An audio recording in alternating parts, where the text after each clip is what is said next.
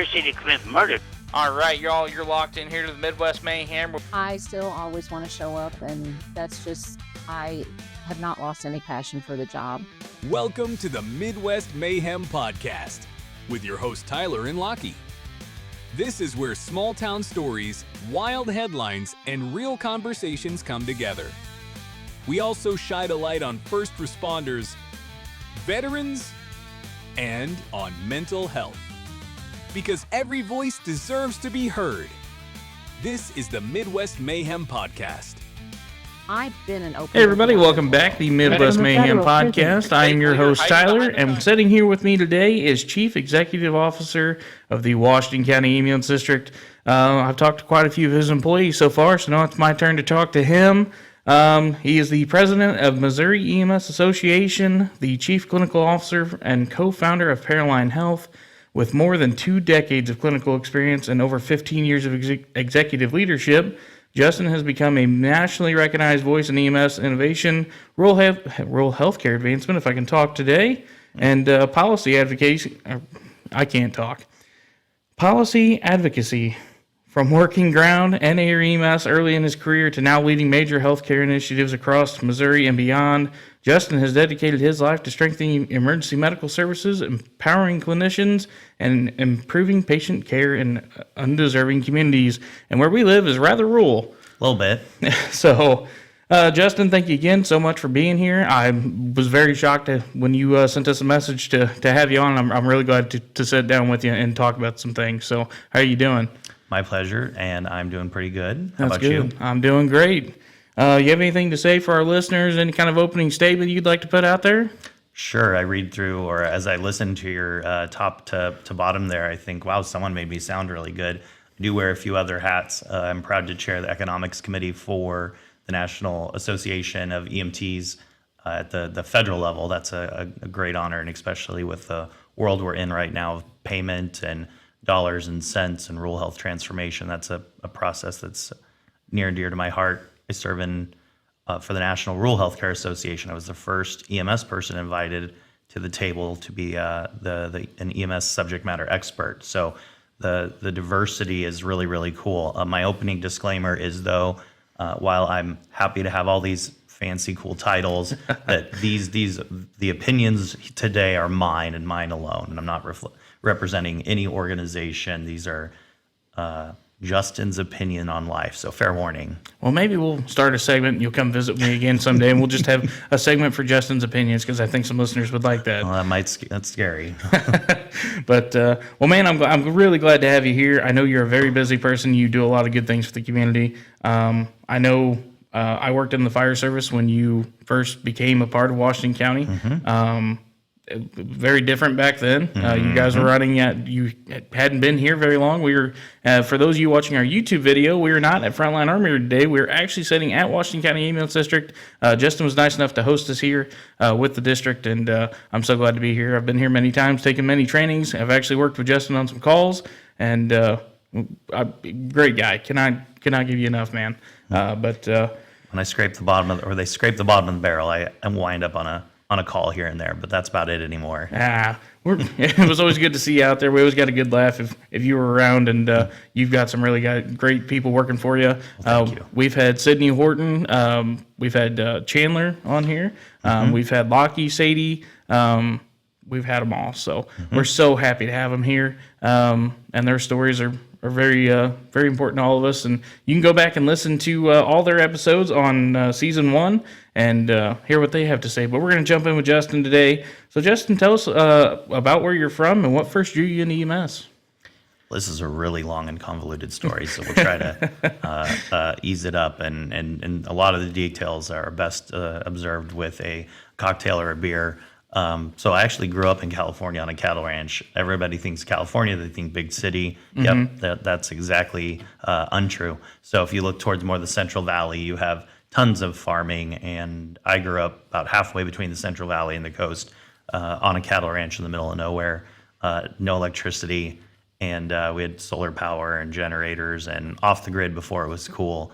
And I graduated. I was homeschooled, so I graduated high school when I was 16, and I thought I wanted to go to medical school. And this whole EMS thing was just supposed to be a bridge for a job to get through medical school. And started out as a biochem major for pre-med and going down that path, and stumbled into an EMT class thinking that, well, that's got to pay better than working at McDonald's. False, very false.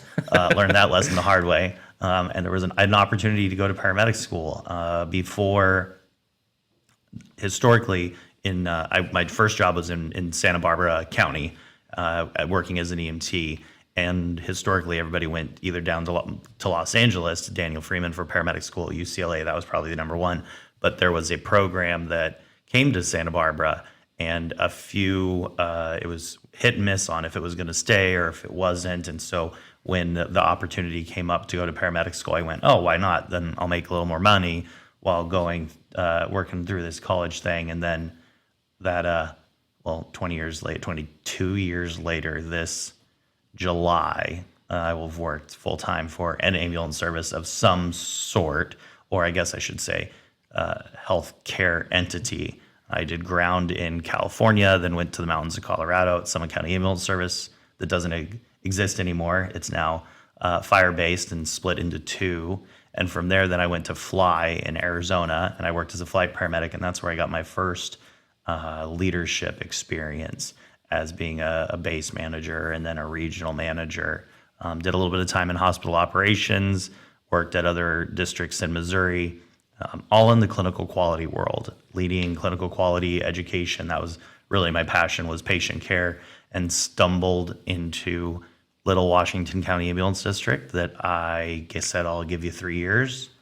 And it's going to be 10 years this summer that I said yes, and here we are. I do remember that. I remember when the district was down there off of Jefferson Street, a little tiny old building. It's still there. I think it's a diesel shop now. It's actually, they turned it into an apartments. We sold it to some folks that were doing some vehicle upfitting and detailing, and now that's sold off to, and they turned it into some apartments. So when I came, they were just moving into this building that we're sitting in right now. So I'd been at the Police Plaza or Water Street, depending on who you ask. Yeah. Right? Yeah. And I'd been in there a handful of times, mostly coming down from mutual aid coverage and things like that as a neighbor from Jeffco. But I've only had an office in this building. How's that? So new building, new boss, all in one. Yep, something like that. Now, there's another story to go along with that, but I'll get into that some other day when I'm on my own, and we'll do some digging into that. But when Justin came along, everybody down here, not a whole lot of people knew who you were.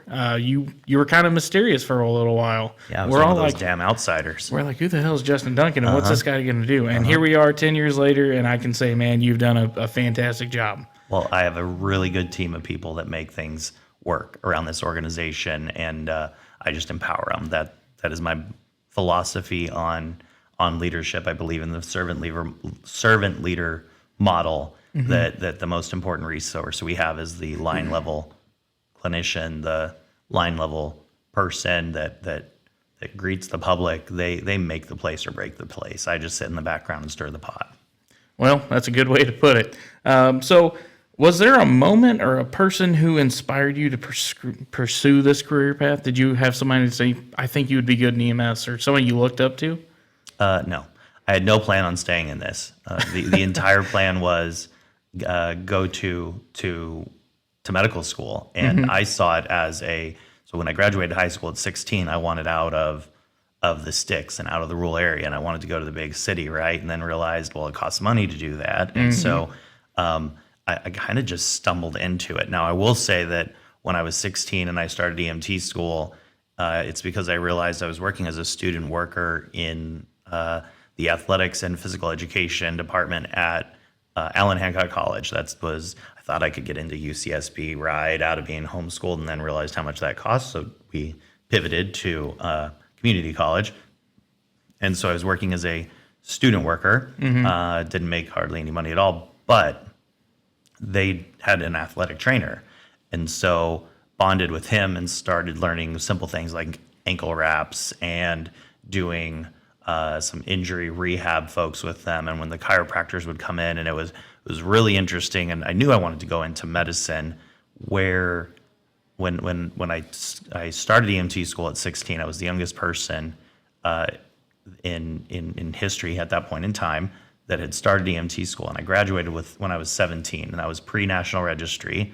That really hurts to say as an EMT, and so I had to wait till I was 18 to get a license. So I started it. I became an explorer when I was 16 and started running calls. And I still remember the first call that I ran. I remember my first cardiac arrest at 16, and there were a handful of folks that I bonded with that my nickname was Baby J. I was there. I was kind of their adopted kid because I'd left home and wanted to go out on my own and do my own thing. And so I would say it was a village that helped to raise me in the industry. And then when I got my paramedic license and I thought I knew everything on the face of the earth, those were the same people that took me out at the knees when necessary.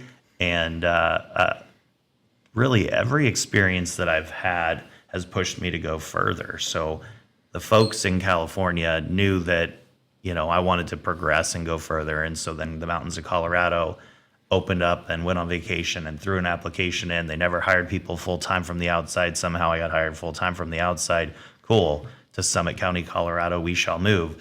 And I was able to reflect then on what a leader was like. I didn't know my boss when I worked in California. It was so big. Never met the number one, never met the number two. I know them now as I progress, but at the time when I was working the road, I couldn't have picked them out in the lineup to save my life. And then we went to Summit County. They put me through critical care school, and I had a director who would show up on calls and drive me to the city if necessary, or show up and what do you need? And I went, that's what I want to be like. Or he would put an extra truck in service and take the psych transfer because we had gotten our butts kicked. And so I considered myself, his name was Sean Caffrey. He's now the fire commissioner for Crested Butte Fire in Colorado. But at the time at Summit County Ambulance Service, I still say I'm a student of Caffrey, that his leadership style and mentality they've stuck with me. And then flying, that brought in a whole new level of clinical abilities. And it was before large corporations bought out the smaller programs. And so is there one person? No, but I believe that there's a village of folks that came into my life at the right time to kind of push me this direction. And I never made it to medical school, clearly, and just fell in love with the profession. I still carry my paramedic license. I maintain all of my critical care and flight endorsements, community paramedic, and I still say that the best part of my job is running calls. Being a partner on an ambulance, no rank, just showing up for a day and working a truck and taking care of patients. So I don't understand those that have the chronic burnout of, I'm so sick and tired of running calls.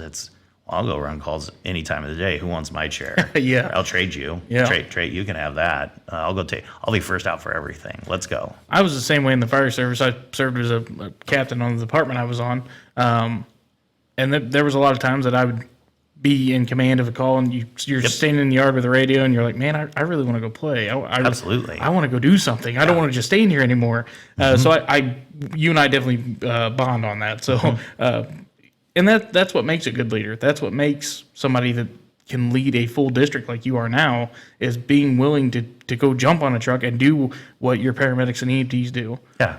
You got to be willing to do the grunt work. If a toilet needs scrub the toilet, right? It never goes away. And I think that's where leadership really, there's a dynamic that I don't know that will ever go away.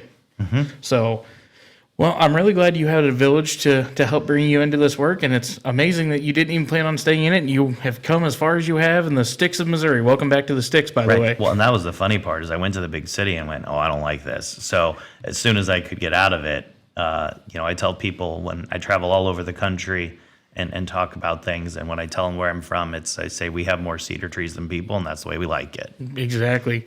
And down here, that's definitely true. So what finally just drove that final stake that you were staying in EMS? What made you stay in this line of work? I think I did a stint in hospital operations thinking I wanted to get out of the clinical piece altogether, and then got involved with the hospital that I was working at. I enjoyed the hospital operations piece of it because it brought in a different perspective, a different way of looking at things, looking at it across multiple disciplines, and not, I don't want to say just one, but not one piece. When we were then sold off to a large corporation, I realized that wasn't for me. And so it's not that I only wanted to stay in EMS, it's that I wanted to be in an organization and remain in an organization that had local control, that was not a gigantic corporation where all decisions were made out of a location that may or may not even be in the state, and it's, well, you just follow the marching orders. And so it was the push that I knew I wanted to stay in healthcare, and so then it pushed me back to the ambulance world. And then there's so many opportunities, and I've been very, very blessed to have given the opportunities and to elevate someplace like Washington County, Missouri. And when I say and meet people, I always have to lead with, we're about an hour and a half south of the St. Louis metro area.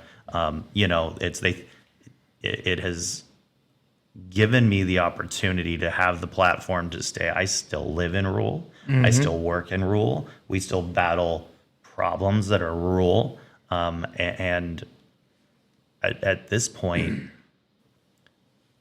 it's this organization, it's Washington County, the Ambulance District, that of all places has embraced me and then given me the platform to be able to do these things. And I started with state level health policy, liked it, liked to fight, fun fights.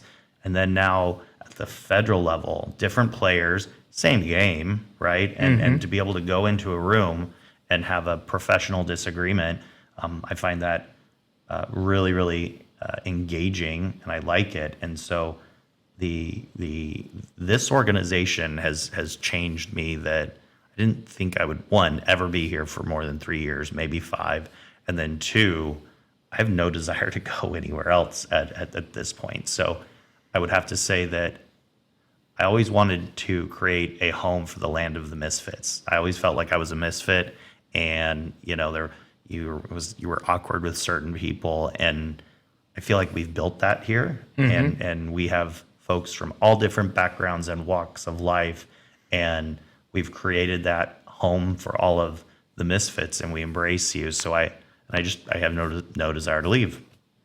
No, that's a good way to put it, and a very interesting story, to say the least.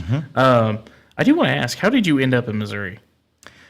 Oh, that's another fun question. I'm sure I probably have it in here, but now I'm really curious. So I was raised by my grandma on my dad's side, and she was hardcore Catholic and was hardcore Irish Catholic, and got divorced way back in the day when it wasn't cool. And so she always had, she called them strays at that time before a formalized foster care program.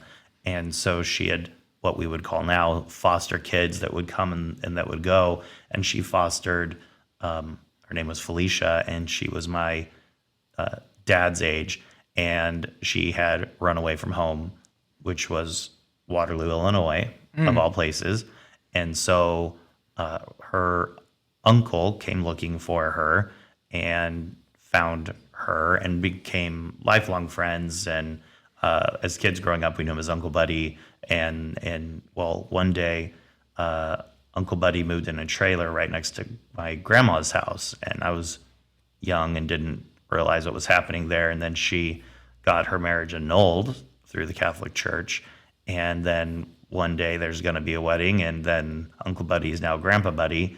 And so they loaded up and off to Waterloo, Illinois they went. Well, that was the human who raised us, and I was 14, I think, at the time when they got married. And so we would travel back and forth all the time, and always thought would wind up in the Midwest. And so that was one piece. The second piece is that I was flying, the program I flew for in Arizona sold off to Air Methods Corporation, and the former leader of Native Air from back in the day wound up wanting to start this helicopter program called Survival Flight, and asked if I knew anything about Festus, Missouri, and I wound up coming out here and visiting, and they had just gotten started, and literally it's, if you could throw a rock across the Mississippi River, you could hit where my grandparents' farm was. Oh, wow. Yep. And then very early in life, in some of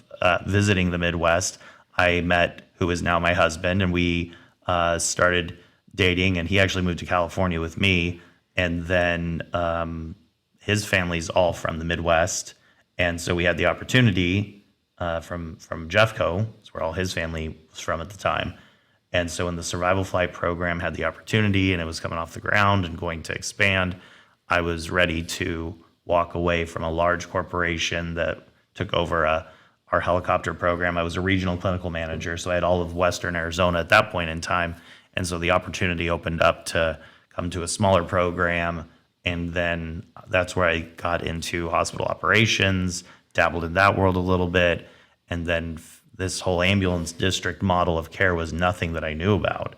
And so I got into it on a part-time basis, just going, I missed playing paramedic on the ground, right? And having no responsibility. And so then I worked my way up through leadership, and here we are. Wow. I had no clue. I've known you for 10 years, relatively. I had no clue. I had no clue about any of that about you, but that's interesting. That's interesting how you ended up here and how you ended up doing what you're doing today. Let's talk a little bit about your leadership, because you have a very strong sense of leadership, and I know a lot of employees that really like having you as a boss. My wife being one of them. I hear about you all. And that is now recorded. Yeah. Yeah. I will forever hold that against her. There you go. I'll be sure to send this to you so you can play it for her on a week.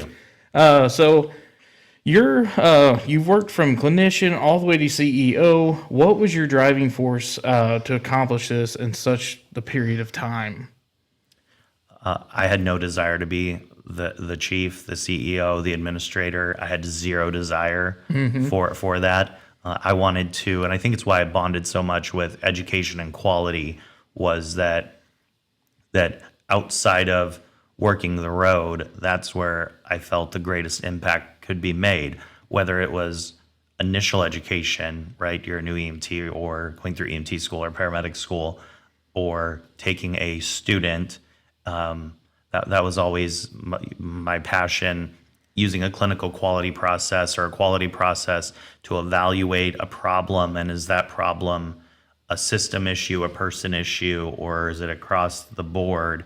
And I was raised by a quality director, and then became, I can't remember what her title is. She was the big boss when I was flying, Frankie Meneses. And it was, we always look introspective first. We look inward when there's a problem. Is this a system issue? Because most of the time it is. Did we set the employee up for failure? Most of the time the answer is yes. Are there problem children? Absolutely. Are there people that just can't get it together? Sure. But the grand majority of quality issues really fall back on the organization. Yet there's very few organizations that want to admit that, right? It's easier to chew out Tyler for doing this, and this, versus accepting that we set Tyler up for failure. So we really need to be looking inward on how we can fix that process. And so I was very thankful that when I worked in quality and education in different facets, that mentality from my leaders was supported. Until I came to a certain organization where it wasn't, and it was just, yeah, no, we're gonna just keep doing it because this is the reason we keep doing it. And so I feel like then that made me go, okay, well, I'm only could be successful in quality if I have a leader who supports me, so that when I had the opportunity to take this chair, that was outlined very clearly with the board of, this is my mentality, this is how I'd like to look at things. And it's kind of one of the very few deal breakers that if we're going to do quality work, we're going to look inward first and foremost. I will say that not everybody loves working for me, and that's fine. That's life.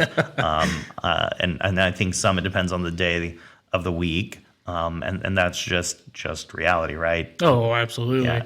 We all have a boss we love, and we all have a boss that we could probably do without. But Absolutely. But that's just the working world in general. It doesn't matter where you work. Yeah. I tell people all the time, when you get double zeros after your name, all it does is it means that you can't do anything right. Period. I would agree with that, man. I didn't have double zeros, but I was up in the teens, so I feel you. So that's a very interesting outlook, to say the least. I think that it's understanding who does the real work for the place. And I have very little individual work product, and it bothered me at first, but then the life's a team sport, right? And I think that hiring good people and staying out of their way, but then also having guardrails to trust but verify. And I've learned a lot of lessons where I've been too much of a control freak, or I've let go too much, right? And so I think it's a healthy balance of empowering folks to make good decisions, understanding they're going to mess up. That's life, and then we're going to learn from it. Our line level clinicians, without them, when the bells go off, the truck does not go out. I can buy all the fancy equipment on the face of the earth. So having employee and line level staff buy-in is crucial. Having a good C-suite to make sure that the dollars go in and the dollars go out. People want their paychecks, right? Absolutely. And down to education and quality and logistics. And then I've always said that the line level supervisor or duty officer is the most important role in the organization and the most difficult role in any organization. They set the tone for their shift, they set the tone for their crew, but then they also deal with complaints, bitching from downstream, but also from upstream, right? So they're in this chronic middle ground, but then they have to live with their staff, their crews, 48 hours at a time. So I think it's the just understanding everyone's role, and that none of us are perfect. We're all human. We have good days and bad days. And how can we keep the mission in mind? The mission is take care of the sick people, first and foremost. Wow. That's a lot of people forget about that middleman right there. Yeah, that job sucks. Yeah, it does. It does. Been there, done that. And I can't wait for this to be played, but I tell all of my supervisors, our role as captain here, that ranks as the duty officer, their job, they have probably the most difficult job in the organization. And they're the first line of defense against complaints from the public, or from hospitals, or from crews, or from family members. They get it from both ends. Yeah, and in the fire service, it's a little different, but lieutenant captain, that kind of puts you in that role as well. Right. So I actually served in that role, so I can say, yeah, you deal with the chief, and then you deal with your guys and family members, and it can be a headache at times. So, but yeah, I respect you for acknowledging that, because a lot of leadership does not. A lot of leadership's like, your job's not that hard. Go on about your day. Right. So yeah, walk a mile in the shoes. Yeah. Play your duty officer for a shift, and then that's my feedback to the naysayers of that job's not that bad. They run around in an SUV. When you go do it. Yeah. Go do it for a shift, because the phone never stops ringing. Can't do anything right. Yeah. Go do it. Especially like here in Washington County, you guys only have so many ambulances on during your shifts. That's how it used to be. I don't know if it still is. So it depends on the day of the week and who we have around. Is Laura in the office, so her and I can jump on a truck and put something in service? The majority of our command staff are all carry paramedic licenses still, and so it depends on the day of the week. But yeah, some days it's Potosi or bust, right? Yeah. And even though the family wants to go to a certain area, which I completely understand, that if I'm tracked at Mercy Jefferson, or if I'm tracked at SSM St. Clair, or a BJC facility, of course I want to go back to that area. But there's days that it just can't happen, and we'll get you there when we get you there. That's right. I think a lot of people in this area forget about that. And for those of you listening, if you don't know anything about rural healthcare, you're going to learn a lot today, because these guys have faced a lot of problems. and they've handled it very well, in my own opinion. I'm sure some of you will disagree with me, and that's okay.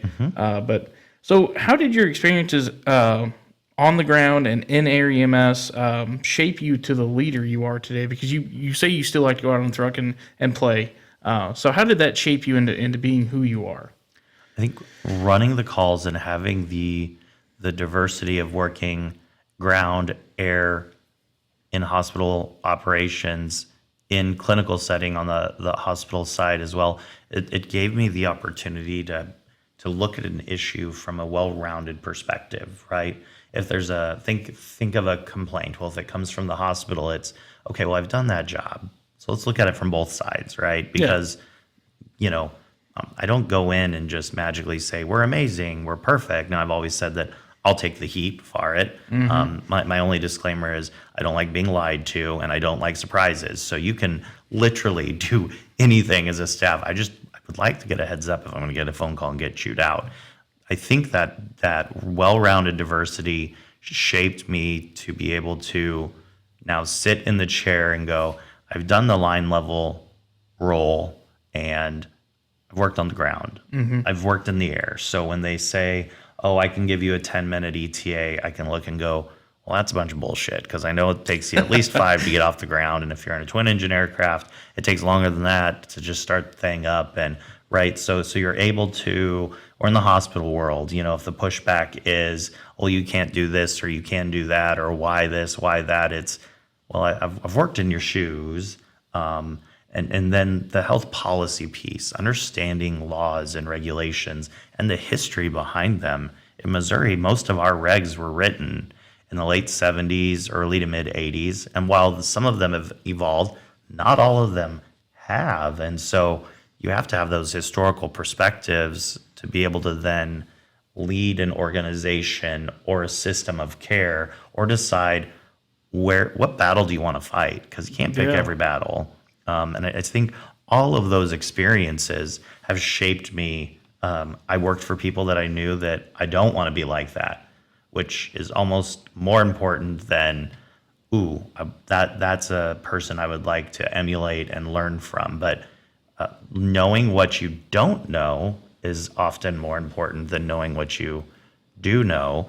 And so working for someone that, I don't want to be like that when I grow up. Yeah. It was almost more important than, wow, that's a leadership style that I really identify with and roll. So I think all of the experiences, and then tie in human beings, and every challenge that we've faced or overcome has brought me to where we are. That's amazing. Truly, that is wow. If you're looking for what book to read or what class to take or what, I now have a bachelor's in EMS administration, and that's fantastic, and it sits on a wall. That taught me how to write papers and do APA formatting. It taught me nothing about EMS administration. It was walking the mile in the shoes, living through the problems. That's what shapes you. I don't know that I could find another a better response for that. That is very detailed in the mind of what you actually do and how you look at things.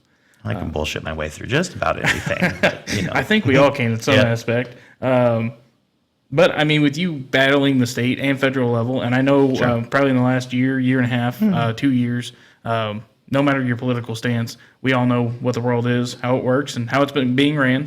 Again, you have your own opinion. We all do. And kudos to you for being the face and standing up for rural counties, because I do know there was some rural funding cut. And for you, you actually just went to Washington not too long ago, right? DC?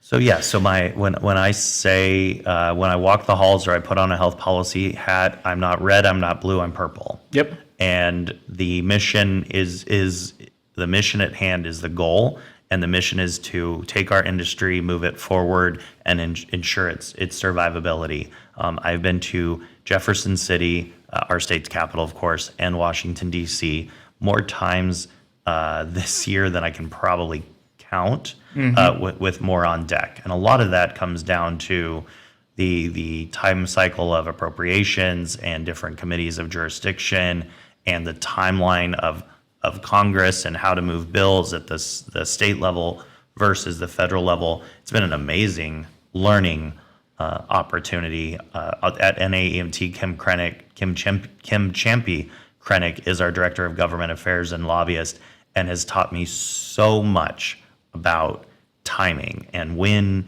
you want to have conversations with individual members, or when you want conversations with the committee of jurisdiction. And it's all about cycles and timelines that I never would have ever dreamed of. But having the rural voice and reminding folks that, and I love in our own state, there is a world outside of St. Louis, Columbia, Kansas City, and Springfield, right? And the landscape is a little different. I think that they thought there was a recent gathering in Jeff City, and when the topic was around maternal health, and I thought they were going to fall out of a chair when they said, well, how long are you traveling with a baby that you delivered? I'm like, depends on the day of the week, but 100 plus miles, depending on where you're at. Do they need high risk, and their jaws just hit the ground.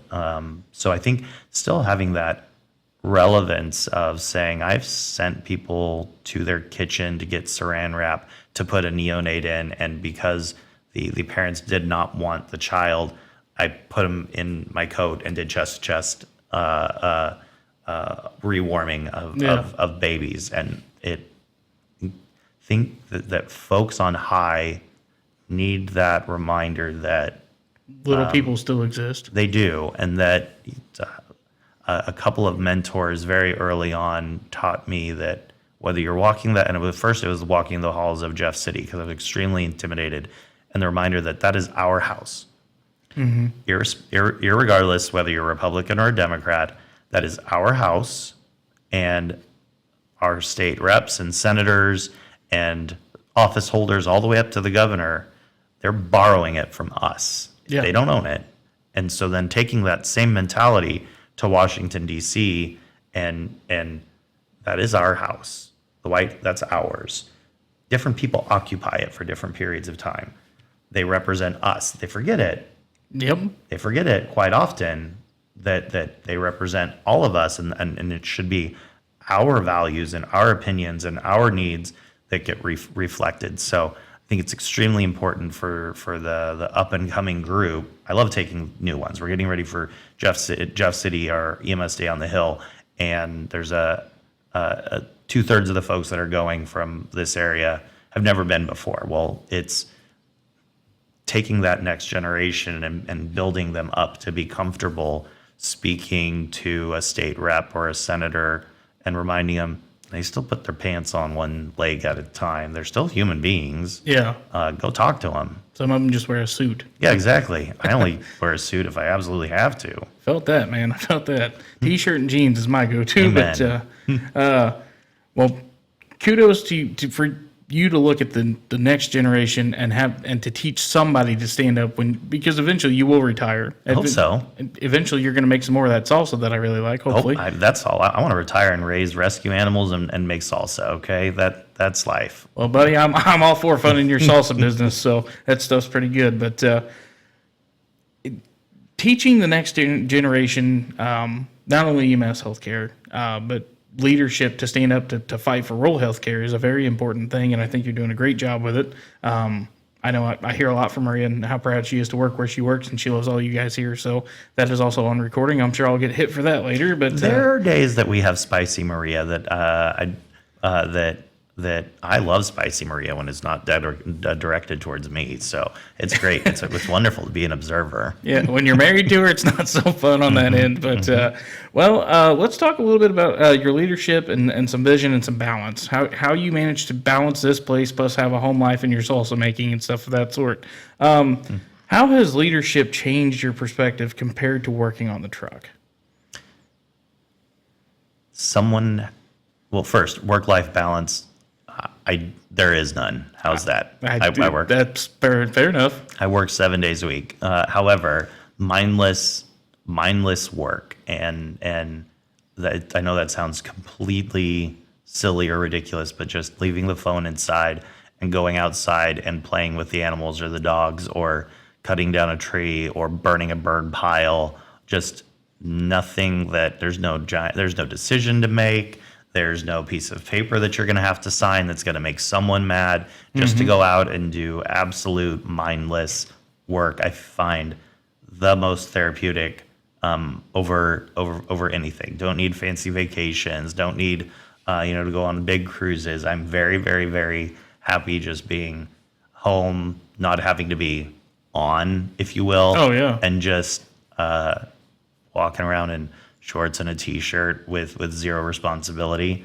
And then the shaping of the leadership style and shaping of the leader, I think that still goes back to having well-rounded, not only clinical experience, but folks have to understand there's different delivery models. In Missouri, we're heavy district focused, and which is odd to the rest of the free world, right? We have some fire-based services, we have some private, we have some county, but as a district-based organization, you're not only responsible for the operations, you're responsible for, the financials, you're responsible for payroll, for HR, AP, AR, all of your policies, setting budgets. And so while I have an amazing team that I couldn't do any of this without them, it's you got to be well-rounded enough to know what questions to ask, because it's going to be your name at the bottom of the piece of paper where the signature is, and that we embrace a Carver model of board structure. So I'm the one that gets to answer for things, and so I think what has shaped me, and then into the leader, is identifying the right players to be well balanced of your executive leadership team, right, or of that core group. Simon Sink, who writes all kinds of books. My favorite is Leaders Eat Last, and he has quotes about successful leaders happen because of successful teams. I tell people I don't know why I have an office most days, because I'm sitting and talking or collaborating with different groups, as from day-to-day operations to managing a multi-million-dollar budget, or potential cuts that are being, or going to Washington, D.C. and being invited to the White House to speak on a particular topic. So I think I'm just the person who sits in the background to empower these others to make good decisions and support them, but also then have some of the guardrails. You're like the bump stops for everything. You make sure the money keeps coming in and keeps flowing, and everybody just keeps working. Right. I mean, it's because at the end of the day, nobody wants everyone wants their paycheck to clear, right? Absolutely. So those are things that keep me up at night when I think about the changes to the federal government. And I believe in full transparency with staff, good, better, ugly, because these are decisions that are going to affect their livelihood. And they deserve to know which way it's going. But yeah, I feel like I'm the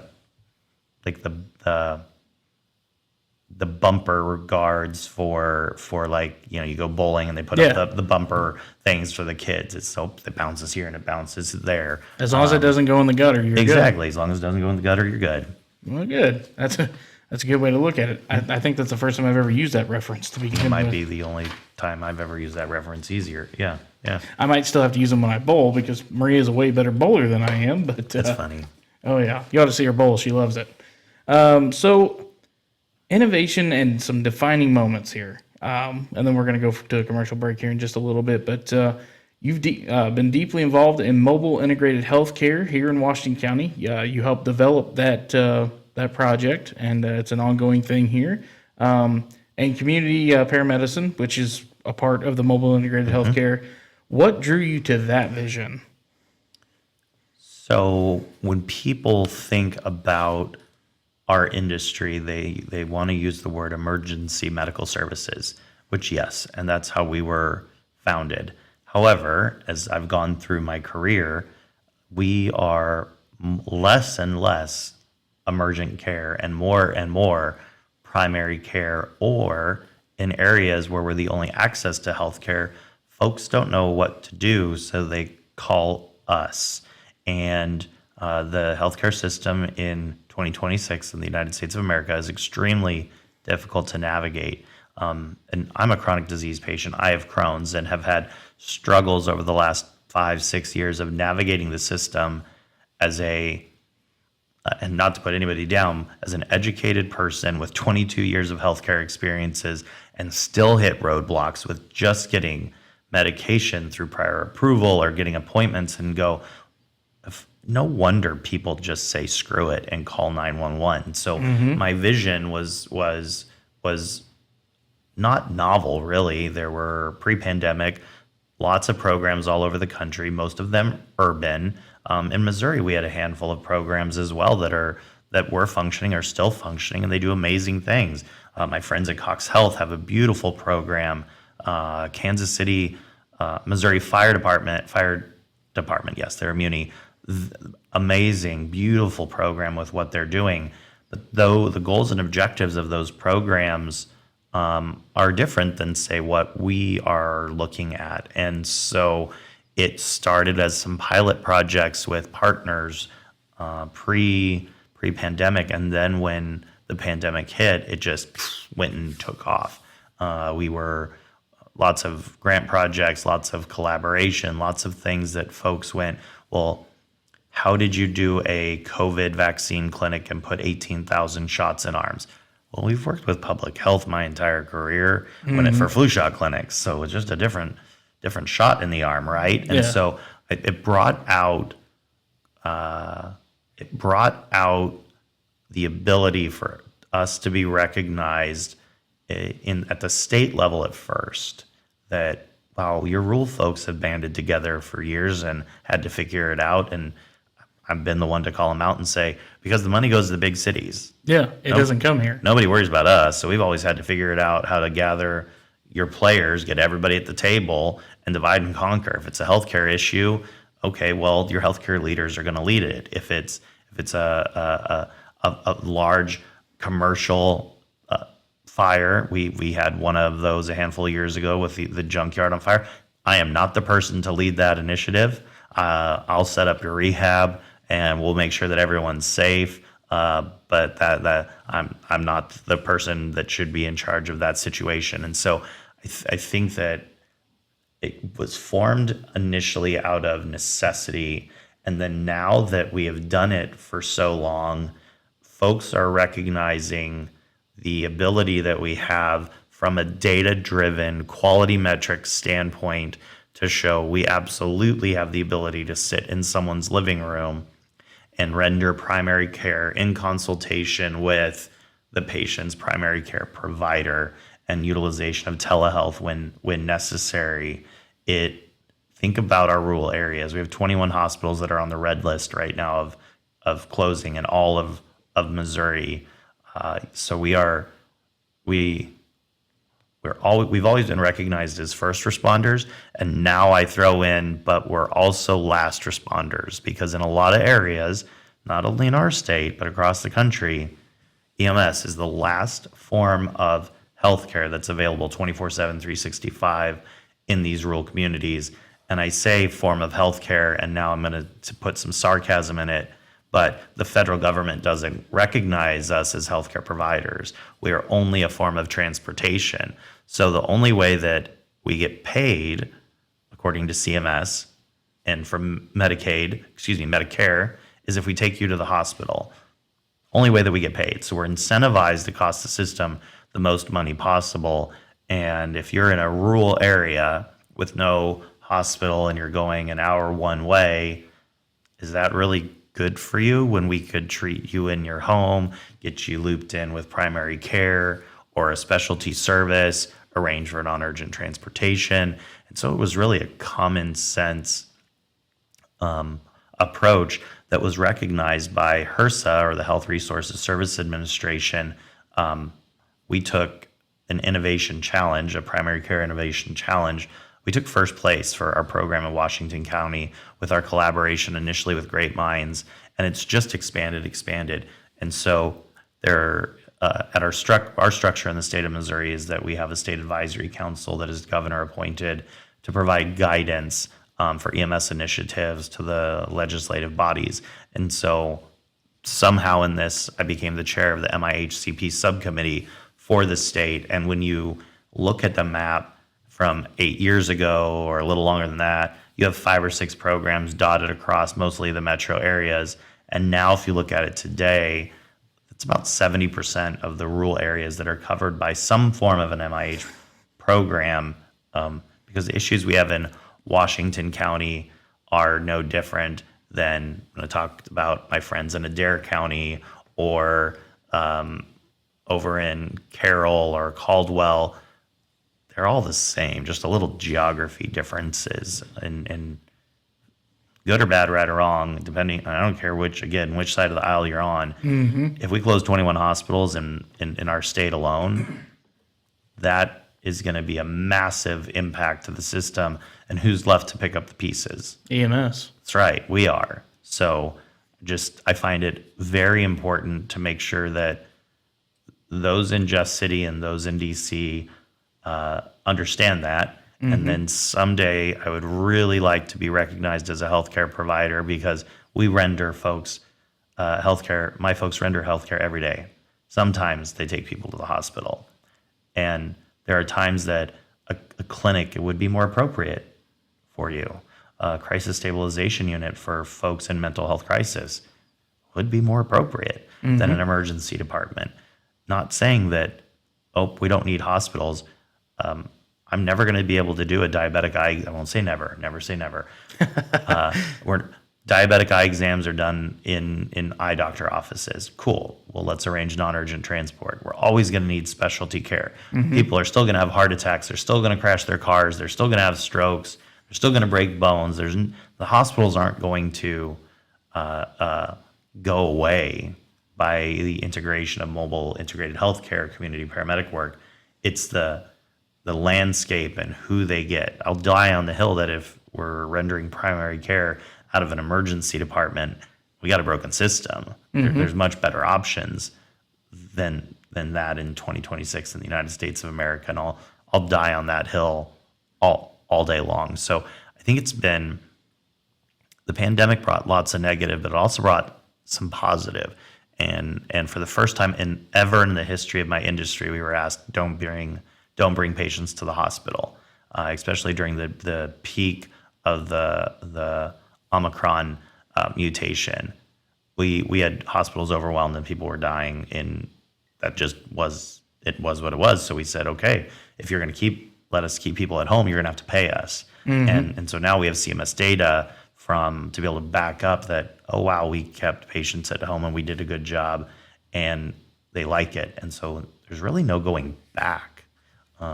If you're able to do it during a pandemic, why not be able to do it when the pandemic's over? Right. If I'm good enough to take care of you in your living room during a pandemic, I can do it now. Right. And tell me why we're not good enough now, and you want to go backwards. And I think a lot of it comes down to is that our roles have changed a lot since the late 70s or the early 80s, when EMS was brand new and in its infancy, and it was just you call, we haul, get them there fast, right? People were dying in car crashes.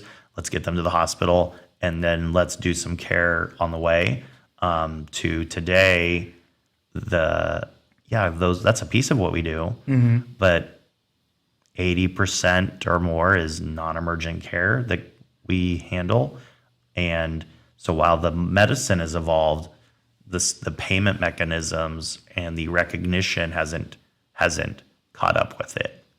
We're considered an essential service, and the last count I had was 18 states plus the District of Columbia, where EMS was considered essential. And we're sitting in a state where we're not considered essential. So lots of different things and angles. I know the conversation was about MIH-CP, but it goes into this larger bucket of, I don't consider us EMS or ambulance anymore. I consider us mobile health care. Yeah. We have an EMS, the call could go out right now for a motor vehicle accident with rescue and multiple patients. Yeah, we're more first responder and public safety in that role. But then the next case could be for someone who is in mental health crisis and they're ready for help. Two polar opposite things. And you never know when the bells go off, what it's going to be for. And I know a lot of times, like an ambulance, it has lights and sirens on it. However, in some mental crisis, you can't run those. Those will trigger a mental, altered mental status, if I can talk today. So you have to bear and grit with every call. Like you said, you never know what's going to come through. So I think that program is very efficient. I feel as if you guys are doing a fantastic job with it as well. I didn't even know what it was until you guys started it. And then I realized St. Francis County had it. Yep. And then once you guys started doing it, then I realized what it was. But being able to provide health care that's not only emergency is amazing.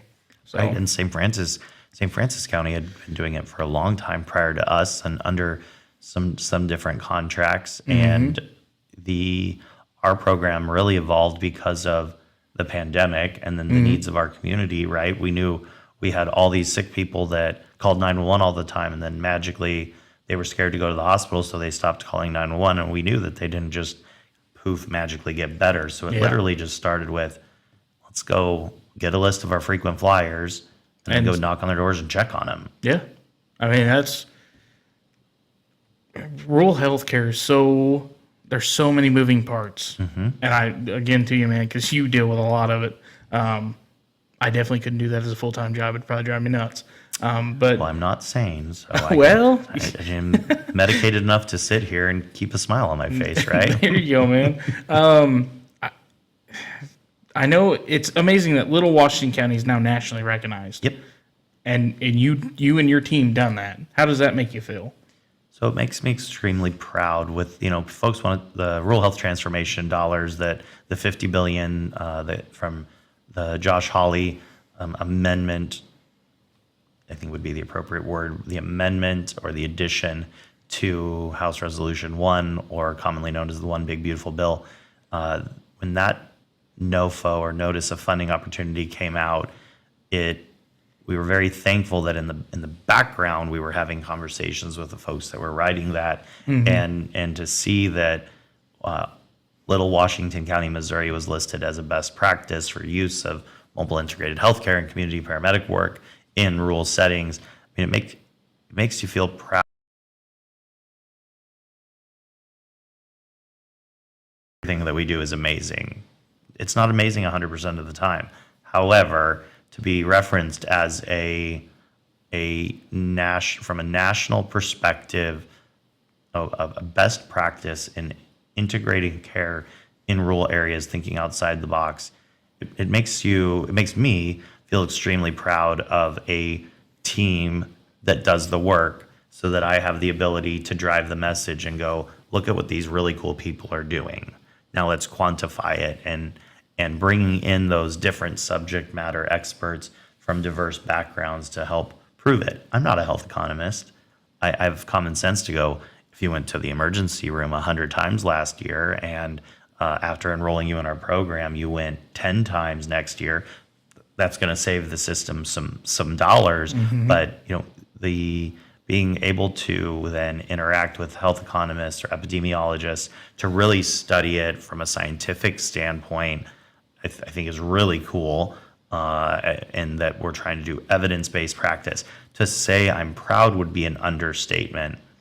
That of the whoever thought Little Washington County, Potosi, Missouri, Amber, who's my CAO, says all roads lead to Potosi, and this is one where, we're sitting at a building in Potosi, Missouri, that ideas that were on the back of a napkin came together, and then collaboration with partners came together, and we have followed the mantra of right care, right place, right time, and that we're agnostic to patient's primary care provider, insurance, ability to pay.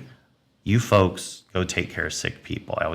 You go manage that. Let me deal with the background bullshit, and I'll figure out how we get paid for it.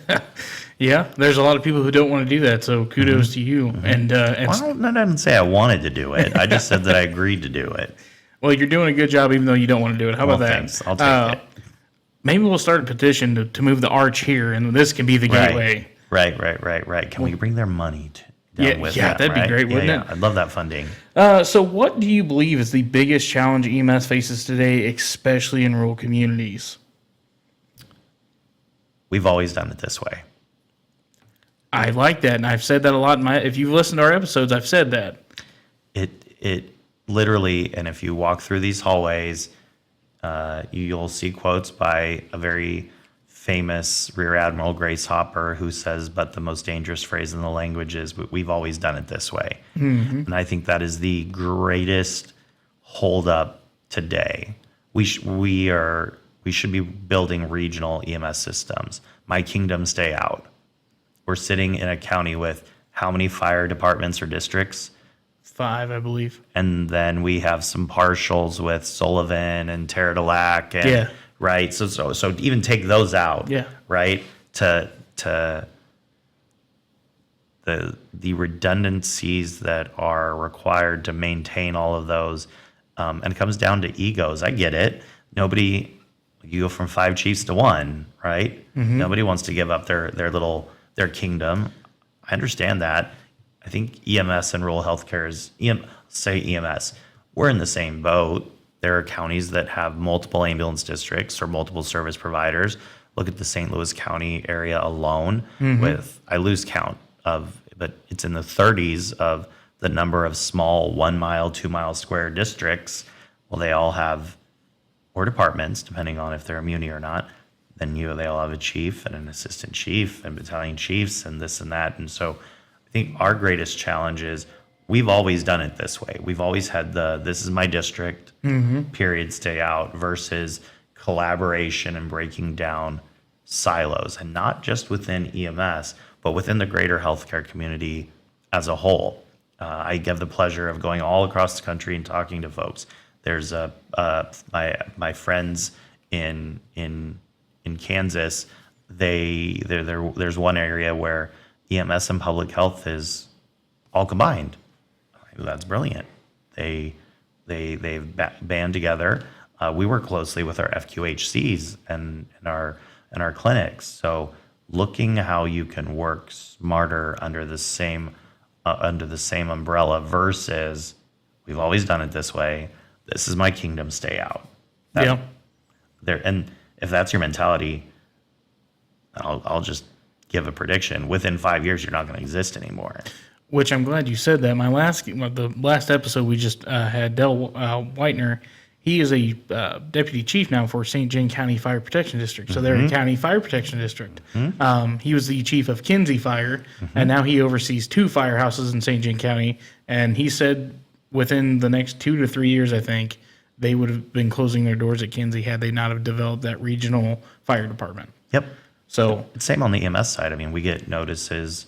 It's how our service area expanded to cover all of Reynolds and part of Dent County was. I'm glad you brought that up. Yeah. I know Washco took over, not take over, but now services Reynolds County as well. So you also have to look on that aspect for Reynolds County, not only Washington County. Yep, and part of Dent, because that's how the lines were drawn long before me, long before us. And it's, what do you do when you get the phone call that says there's now no longer a service in this area? How do you not work to help them, to get them something? And so I just would rather we do it more from a structured approach versus, our doors are closed tomorrow, or, we closed our doors 3 days ago. But exactly right. I mean, the Kinsey area that was volunteer, and that surprises me zero to hear that they weren't going to exist in 2 years if they didn't merge in some way, shape, or form. And I know these are hard things to happen because nobody wants to lose their identity. But then also we have to go check the ego at the door. What is the mission? The mission for the St. John Fire Protection District is to provide life safety, protect property, and then to be available. And they were able to do that and to come together. On the EMS side, we're there to take care of sick people. And if that means that district lines need to get erased and we need to collaborate with other partners in healthcare, then that's what we're going to have to do. Otherwise, you're going to just close. Put healthcare first and your ego aside and deal with that later. Exactly. A lot of people forget that. And I mean, even in rural Washington County, fire departments, and I can say that because I was on one, they face financial struggle every year. Yes. I mean, fire, EMS, luckily police, the county sheriff's department here, they've got pretty good leadership and they are pretty well funded, but the districts for fire, and it's just really tough for fiscal year every year. Oh yeah, I mean, I friends and know all of our fire districts or departments. We still have one that operates on fire tags. I didn't know what that was until I came to Washington County. Really? Yes. Never. Terrible. That's Yep. what it is. Terrible. Yep. And you wonder. I've been very, very vocal. I've been called on the carpet multiple times. Well, why did it take so long to get so and so cut out of a car? Or they would have, well, it's because I was waiting for somebody to cut them out of the car. With that have the equipment, because we don't have that. Right.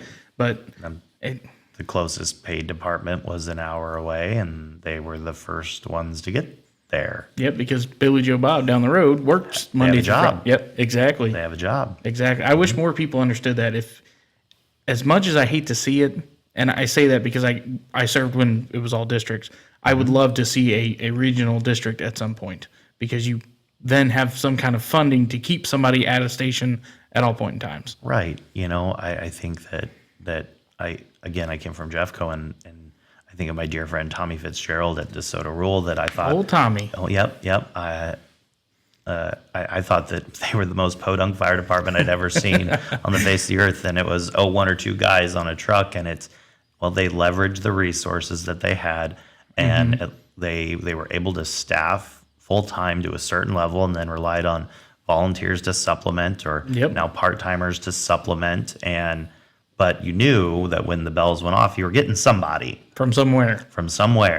It might be one person, it might be two people, but you were going to get somebody. Whereas, and it's to no fault of their own, you go further south of where, in our county and further south, you don't know what you're going to get. And that during the day and during the week, you're probably not going to get anybody, because one, volunteerism is dying. Oh, the well's running dry for sure. And so the guys and gals that you have left, they work full time. So, challenges, but that's the reality, and the hard conversations that need to happen. I could not agree more with that. One last question before we go to commercial break here. How has leading organizations and policy initiatives changed how you see the future of healthcare? I think that being more involved has caused me to realize that there will be compromise, right? I can be stubborn at times. Others, including your wife, will say more than not, but it has changed me to realize that, yes, I know what it should be. I know what perfect would look like. And then there's reality. So I think that the evolution and the process of changing systems, there's going to have to be give and take, and that there will be compromise at the table. I've had the pleasure of assisting and authoring multiple pieces of legislation, authoring rural health transformation rights to try to get money to rural areas.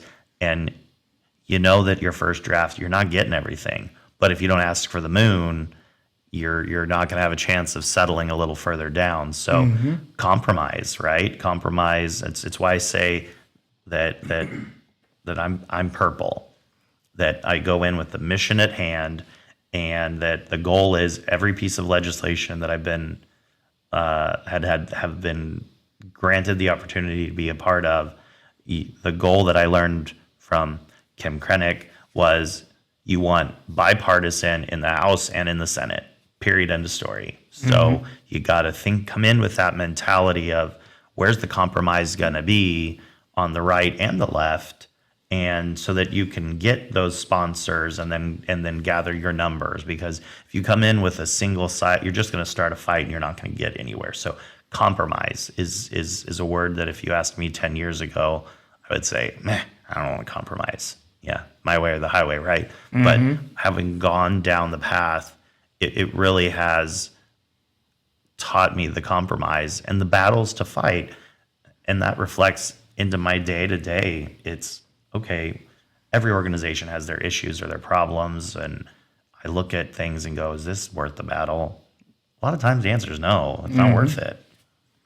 Well, compromising is a thing of I wish a lot of more people did. Right. If We can meet in the middle. Yeah, if that was the case today, we wouldn't be facing 90% of what the world's facing. Correct. There's a lot more to that, but I won't go into it. With that being said, we're going to go to a commercial break real quick. We're going to hear a word from our great sponsors, Frontline Armory in Farmington, Checkpoint Coffee and Canteen over here in Potosi. If you haven't checked them out, Justin, they have great coffee and great food. So we will have a word from our sponsors. You also hear about the free mental health seminar coming up in Leadwood on March 28th, just 27 days away now, and we'll be there live on location doing all kinds of coverage, and you'll hear more about that here in just a moment, but we'll be right back. Hey guys, Tyler here, Midwest Mayhem Podcast. If you're looking for a trusted local firearms dealer with real knowledge and real service, check out Frontline Armory, a veteran-owned and operated business located right here in Farmington, Missouri. Frontline Armory offers a wide selection of firearms, suppressors, ammunition, holsters, optics, tactical gear, and quality firearm accessories, all with a strong focus on education, safety, and responsible ownership. Whether you're a first-time buyer, an experienced owner, or someone interested in learning more about suppression and the process involved, their knowledgeable team takes the time to answer questions and walk you through your operation. No pressure, no gimmicks. You can find Frontline Armory at 201 West Karsh Boulevard, Unit B in Farmington, or give them a call at 573-463-6262. You can also learn more by visiting them at thefrontlinearmory.com or follow Frontline Armory on Facebook to stay up to date on inventory and announcements. And when you stop in, go see my friends Nathan and Craig and tell them Midwest Mayhem sent you. The Frontline Armory, veteran-owned, community-focused, and proud to serve Southeast Missouri. Hey guys, Tyler here, Midwest Mayhem Podcast. And I want to take a second today and talk about how every call leaves a mark. Some we talk about, and some we carry quietly. Being a first responder isn't just a job, it's a calling. And for those of us who've served, we know the weight that comes with it. I've been in the first responder service myself. I've seen calls that stick with you, the moments you don't always talk about, and the toll that this job can take long after the sirens stop. That's why Leadwood Fire Protection District is proud to host a free first responder mental health seminar created for those who serve, police, fire, EMS, and dispatch. This seminar is about more than education. It's about reminding every responder that strength isn't silence and no one should carry the weight of this job alone. You should join us on March 28, 2026 from 11 a.m. to 3 p.m. at West County Middle School in Leadwood. We'll hear from featured keynote speakers Valerie Beeson and Kevin Kapler, including a live Q&A panel after Kevin speaks, along with on-site resources, vendors, food trucks, and giveaways. This event is completely free and open to all first responders. Lockie and I from Midwest Mayhem will be live on location, and Midwest Mayhem will have a booth set up where you can sign up for Voices of Valor, connect with us, and grab plenty of trinkets and giveaways throughout the day. If you ever felt the pressure, the stress, or the unseen side of this work, this day is for you. For more information, you can visit our website, www.midwestmayhempodcast.com.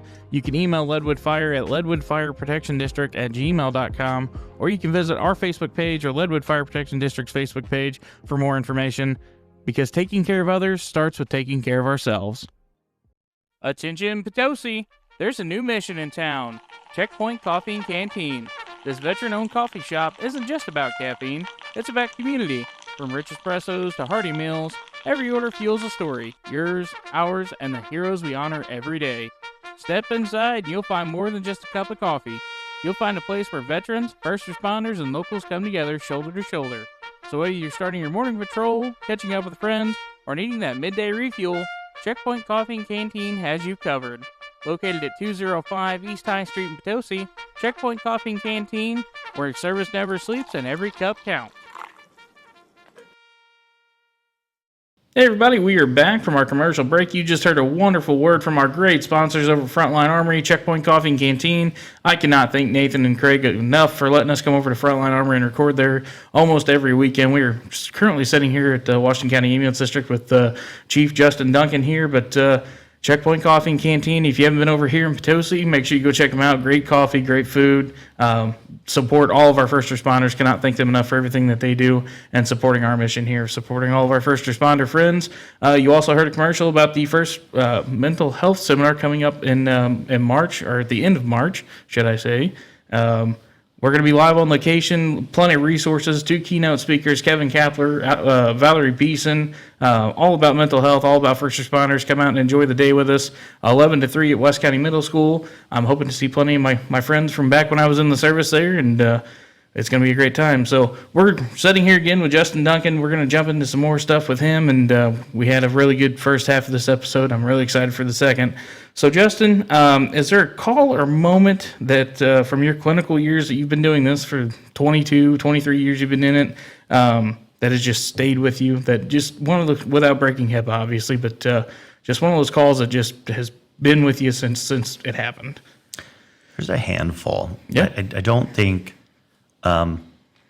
folks realize that the interesting piece of how we render healthcare versus any others are that you're invited into someone's home on what is the worst day of their life, and without question, you're welcomed in at 2 a.m, and that's something that's sacred and very different than, say, the hospital world. And not that that's bad, it's just extremely different when you are called to a pediatric cardiac arrest and you're convincing a mom to hand you their blue baby in their home, and their siblings are watching or they're seeing, or multi-generational families. And so I think that's a very interesting piece. I will also say that in the early part of my career, it was suck it up, buttercup, or get out, right? So there are cases that from my early career that should have been debriefed, that should have had some form of support, but that just didn't exist at that point in time. I can think of one critical incident stress debriefing that I had early on in my career, and that's it. So is there one that sticks with me as a clinician? No, but there's several that I could tell you names, faces, smells, days of the week that I'll carry forever. And thanks to a lot of therapy, and that I'm okay with those things and have lasted. But when I think of, say, the first half of my career and folks that had been around for a while then, when I was the newbie, no wonder they put bullets in their heads or they overdosed, because we didn't have the mental health support that we do today.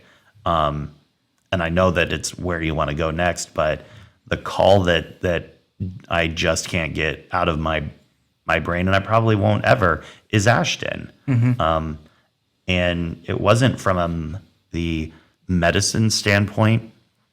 It was more from when it happened, I sat in my office and rolled my eyes and went, oh, this is going to be a bunch of bullshit.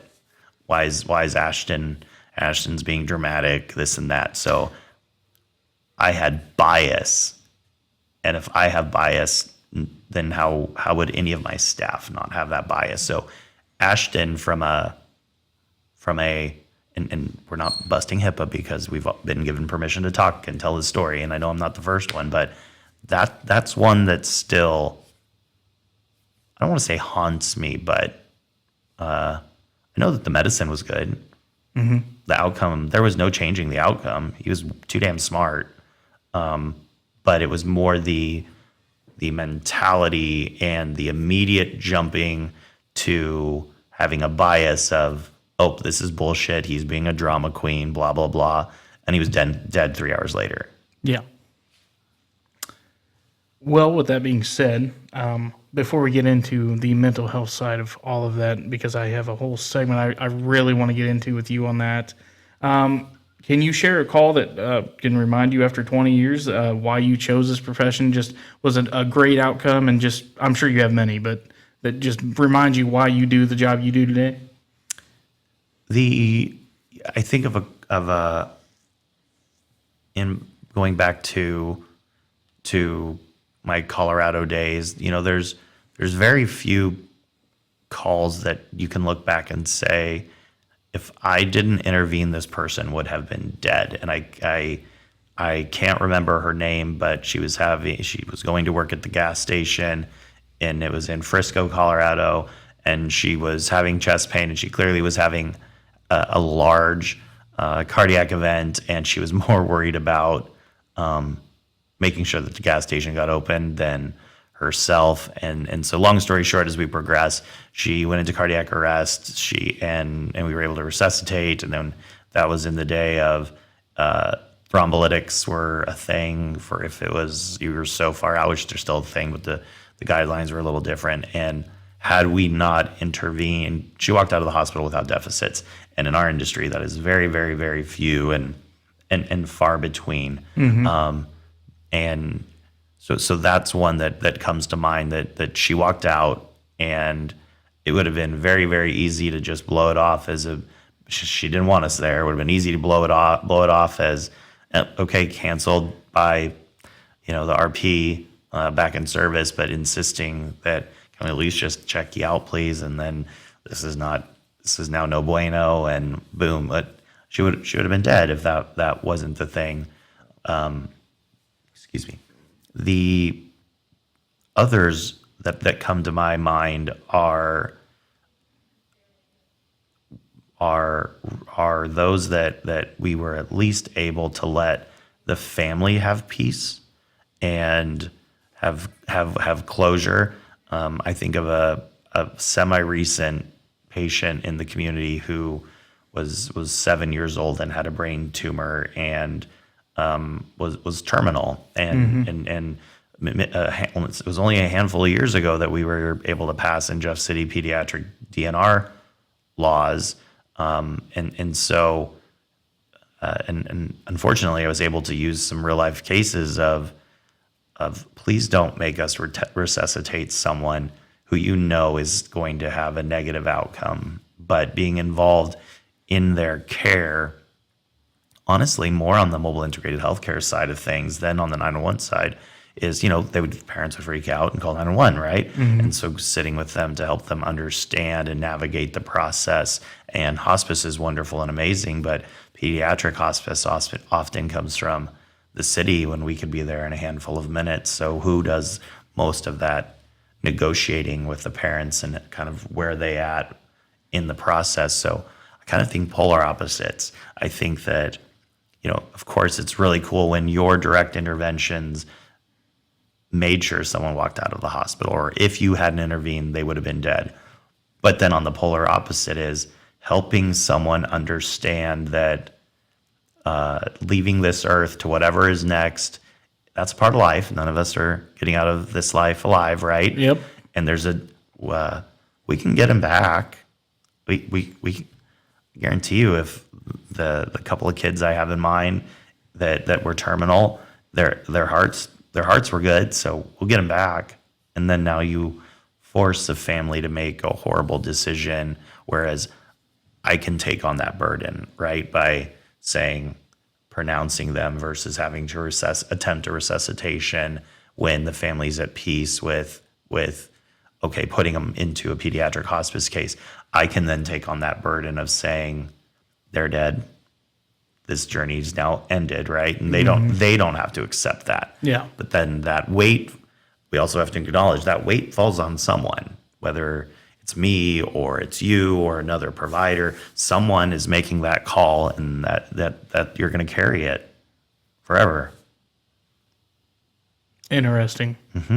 I didn't even know pediatrics could have DNR until you just said that. So I'm learning things as I do this podcast. I've learned all kinds of stuff so far. It was a very large battle, and there were a couple of cases that came up that I was able to, testify, because who wants to talk about kids dying? Exactly. Right? But yeah.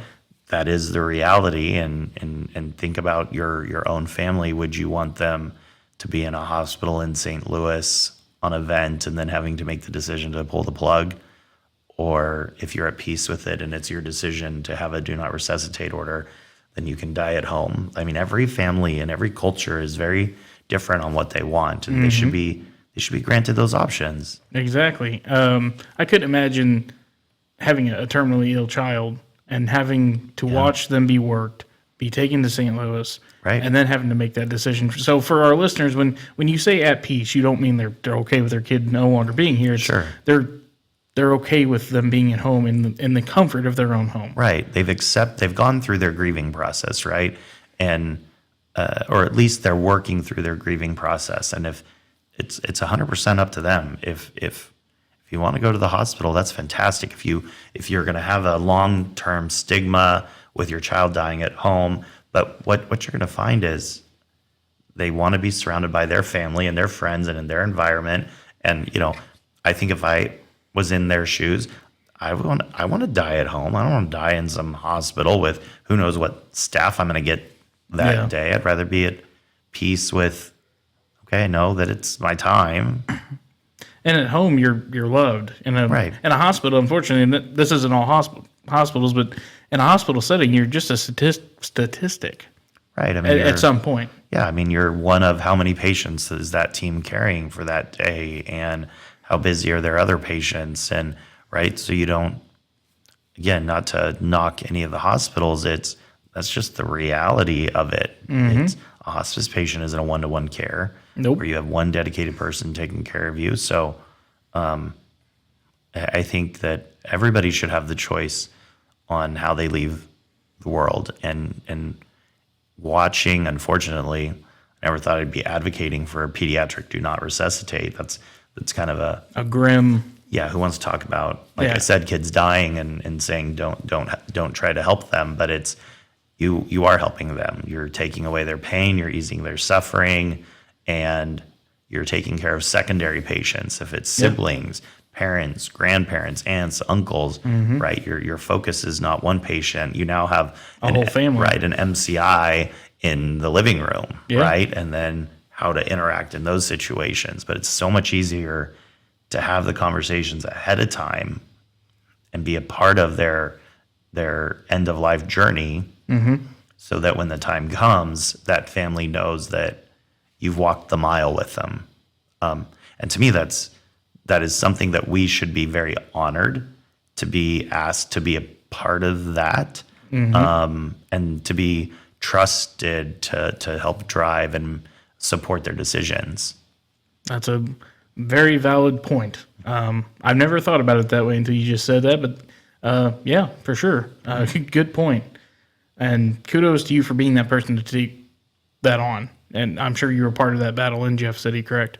So, like you said, somebody has to take it on, and now it's you. There was a really good support from our industry on that one, but it's one of my prouder, it's really sad to say, prouder moments. Right, the prouder moments of talking about allowing a kid to die at home, if that's what they wanted, but it is. Yeah, it's the hard conversations, like you just said, as to why we formed Midwest Mayhem and the Voices of Valor series. So that's a very good point, something I've never thought about, and I truly hope to the folks listening right now, you put that into retrospect for the rest of your life, because I know I will. So with that being said, and you carrying some of the things that you've carried and fought for, how do you personally process the emotional side of high stress calls, even early in your career to now? Has there been a change? Do you process them the same? Absolutely not. I grew up in an era in the business, like I said, it was suck it up, buttercup, or bury your feelings. We don't talk about it. Get over it. Or if it. you do, you can insert some explicits here. You'd have to bleep me out. And you need to get out because you're going to deal with these things. Therapy, seeing a therapist was a stigma that was negative. I think that now, fast forward, and I'll say more middle of my career, I found the ability to go to therapy and not be embarrassed by it, I guess. And saying that it's okay to ask for help or to seek help and to seek guidance. And then now we'll fast forward now today, where we have access to so much support. Excuse me. How do I process it today? I bury and ponder. I've become as I age, I've become much more a processor, and especially with negative things, where I find myself as the leader is if I have the ability to take the burden of a specific case on so that somebody else doesn't, then I do. I know that we had a really tragic multiple pediatric patient motor vehicle accident to the south with an impaired driver and these things, and one child was pronounced at the scene, another died at the hospital, another had life-changing deficits, and when I got there, I made the point to notice that the child that was ultimately pronounced, the crew that was working it were having a rough time, and so I made the call for the pronouncement and to say, okay, we're ceasing efforts, right? I can carry that burden that so and so is pregnant, or so and so has a little kid at home that's about this age, and that we're gonna to carry it. And so I know it doesn't sound like much, but in the moment, at least I can say that I pronounce the patient, I'll take the chart, I'm gonna put my name on it, and so we're not gonna downplay anything that you have done in an attempt to resuscitate but you're not this gonna, child. Right. You're not gonna go home and sit for days and weeks and years and think, man, what did I do wrong? Or why did I pronounce them? Or you're not gonna have that burden. Right, exactly. And kudos to you for taking on that for your crews, because I mean, as a leader, that's a very important thing a lot of people don't do in this field, I feel. And I wish, again, it's one of those that I wish someone would have done that for me early on when I was trying to figure things out, right? And it wasn't there. So a lesson of, well, I don't want to be like that. But then I also know that we have built and created professional relationships that I don't think twice about a phone call or a text message at any point in time to multiple partners in our community, and specifically Great Minds Health Center has been the most fantastic over the years of no questions asked. We'll have professional counselors or therapists available for anybody who needs it. I could drop a text right now that says, Tyler needs help. Can we get him in first thing tomorrow? And the answer would be yes. Well, we'll work him in somehow. But then also, I look at things differently now as we start talking about peer support. I was against peer support in the beginning. I thought that it would be too much. I know your story, so I don't know that I would be the one to offer peer support, but we took the leap and sent some folks to peer support. And the last not great incident that happened in our community, the feedback was that the staff liked the peer support better because they felt like they were talking to people who walked a mile in their shoes. And it was, okay, now they want to see a licensed professional counselor. That's great, but they love the peer support in the moment. And so I think it's an evolution. And I absolutely think of things differently today than I did even a year ago. But most definitely in 2003, when I first started as a paid person, in 2001, that's depressing. I was one. That makes you feel better. Yeah, I know. I have hired people that weren't born when I started in this career. It's really depressing, especially when my nickname, I was the baby. It was Baby J. I was the child that they all took under their wing. And where the hell does time go? But I think that, the traditional, what the law says of, here's EAP, call if you need help, that shit doesn't work. It takes a team to help and to really practice what you preach.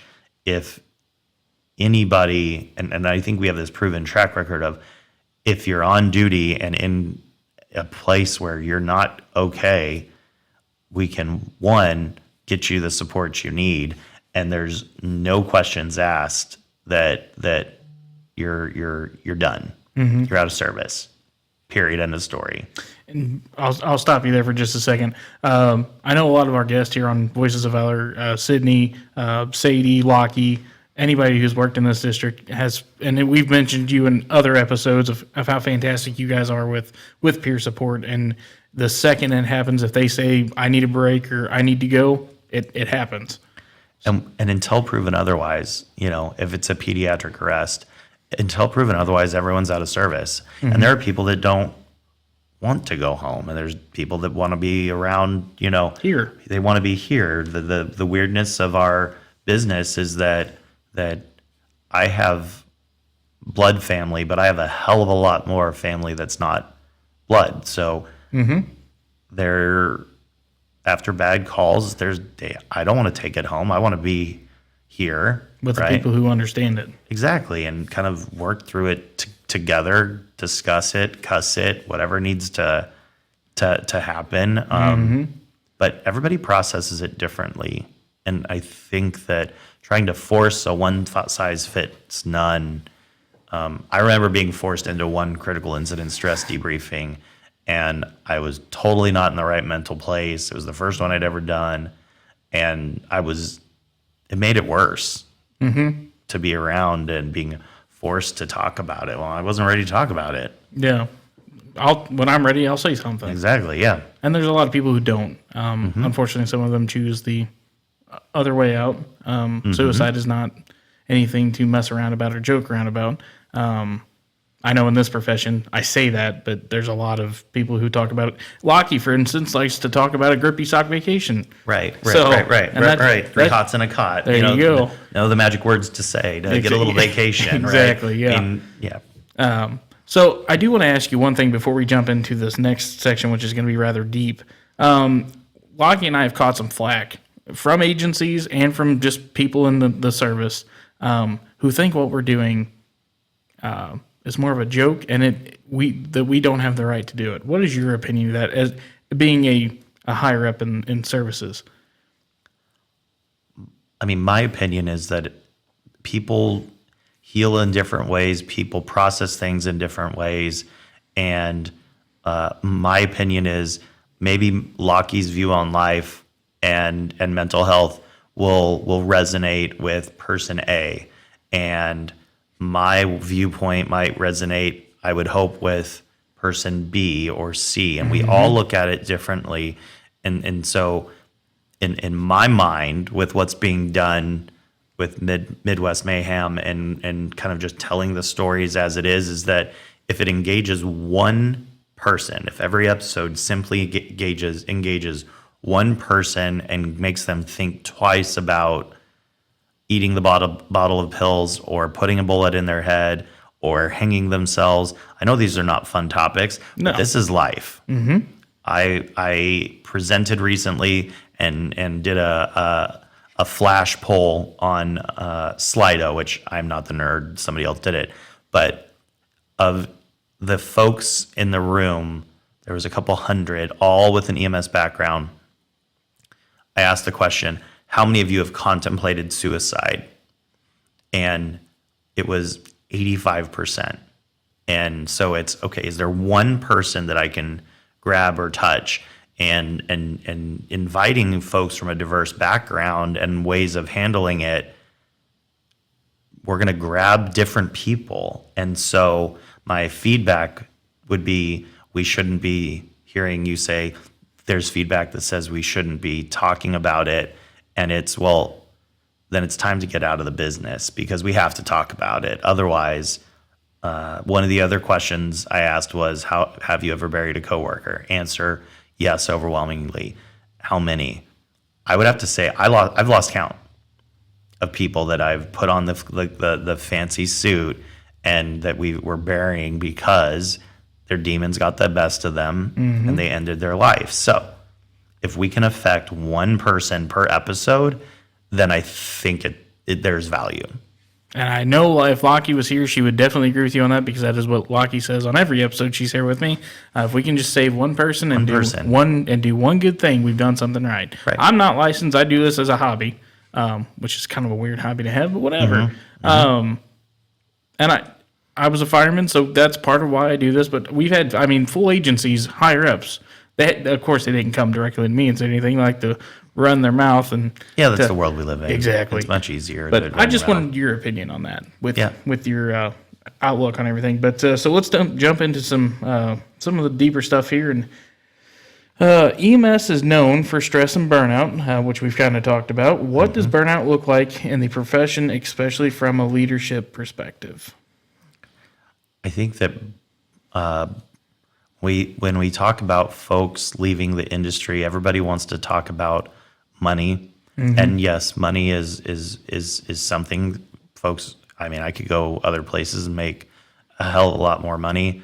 Burnout to me, and if you read polls or any statistics, burnout a lot comes back to leadership or lack thereof, culture of an organization, environment, and then realizing when crews when they've had enough, right? And it goes back to the until proven otherwise, after a pediatric arrest, you're just out of service, right? Yeah. Period. End of story. And then maybe everybody wants to go back to work, and maybe half of them maybe everybody wants to go home. When I hear the word stress and burnout, I immediately think organizational culture and how folks are treated in the workplace. We work hard. There are places that don't work as hard. They have different reasons for burnout. But I think at the end of the day, for me, when I think about burnout or leaving, it comes down to culture of an organization and being able to be a part of driving it in the right direction. It's not about the cash. If it was about the cash, I would have been gone a long time ago. I wouldn't be living in Washington County, Missouri. Yeah, that's a good answer for sure. Leadership, and not all leadership, and yourself included, not all of you look at it as I'm the boss, you're going to do what I say, and you're going to go home. You care about your employees. You care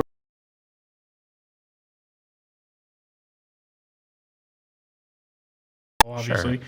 but kudos to you, because a lot of bosses don't do that. And I've worked in jobs where bosses are like, I don't care if you're here or not, just make me some money and we'll be good to go. Yeah, you're a number. Exactly. So that's a good response. So the EMS community experienced a heartbreaking loss with the passing of paramedic Ashton Harlan. Losses like that hit departments hard, not just professionally, but personally. How did that loss affect you both as a leader and a person? That loss changed me as a human. I will say that Ashton, when that was all said and done, I questioned if I could continue. If I could continue. I am a non-emotional, heartless asshole. And most people will say, and that one about broke me. It started with me when you asked, are there calls that you can't forget? I knew I was sitting in my office. I was talking to Matt. Hoffman called and said Sadie was worried about Ashton. I looked at Matt and said, I think we need to go have go down there and get him off his ass and figure out what's going on. And Matt said, do you need to go have a mom talk with him? I said, probably so. Yeah. Okay, roll eyes, had the bias. And so Matt and I were in the middle of the discussion. So it was, well, just go with me and let's finish this on the way. And we got to 8 and 21, and I saw an ambulance running hot headed south. And then I looked to the left, and there was another ambulance running hot. And I'm like, what is going on here? And we turned. So I was immediately annoyed, right? I was annoyed as 6900 going, why the hell do I have my last two ambulances? Who else is available in the county? Yeah. There's now nobody else available in the county. There's two ambulances going lights and sirens to this bullshit site call. And I can hear those words resonating in my voice. So I was immediately annoyed, and I told Matt, I said, we're going to get on scene.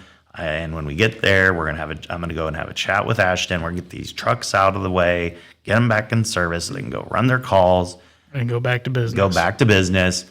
And so we pulled up, and they were walking Ashton out of the house.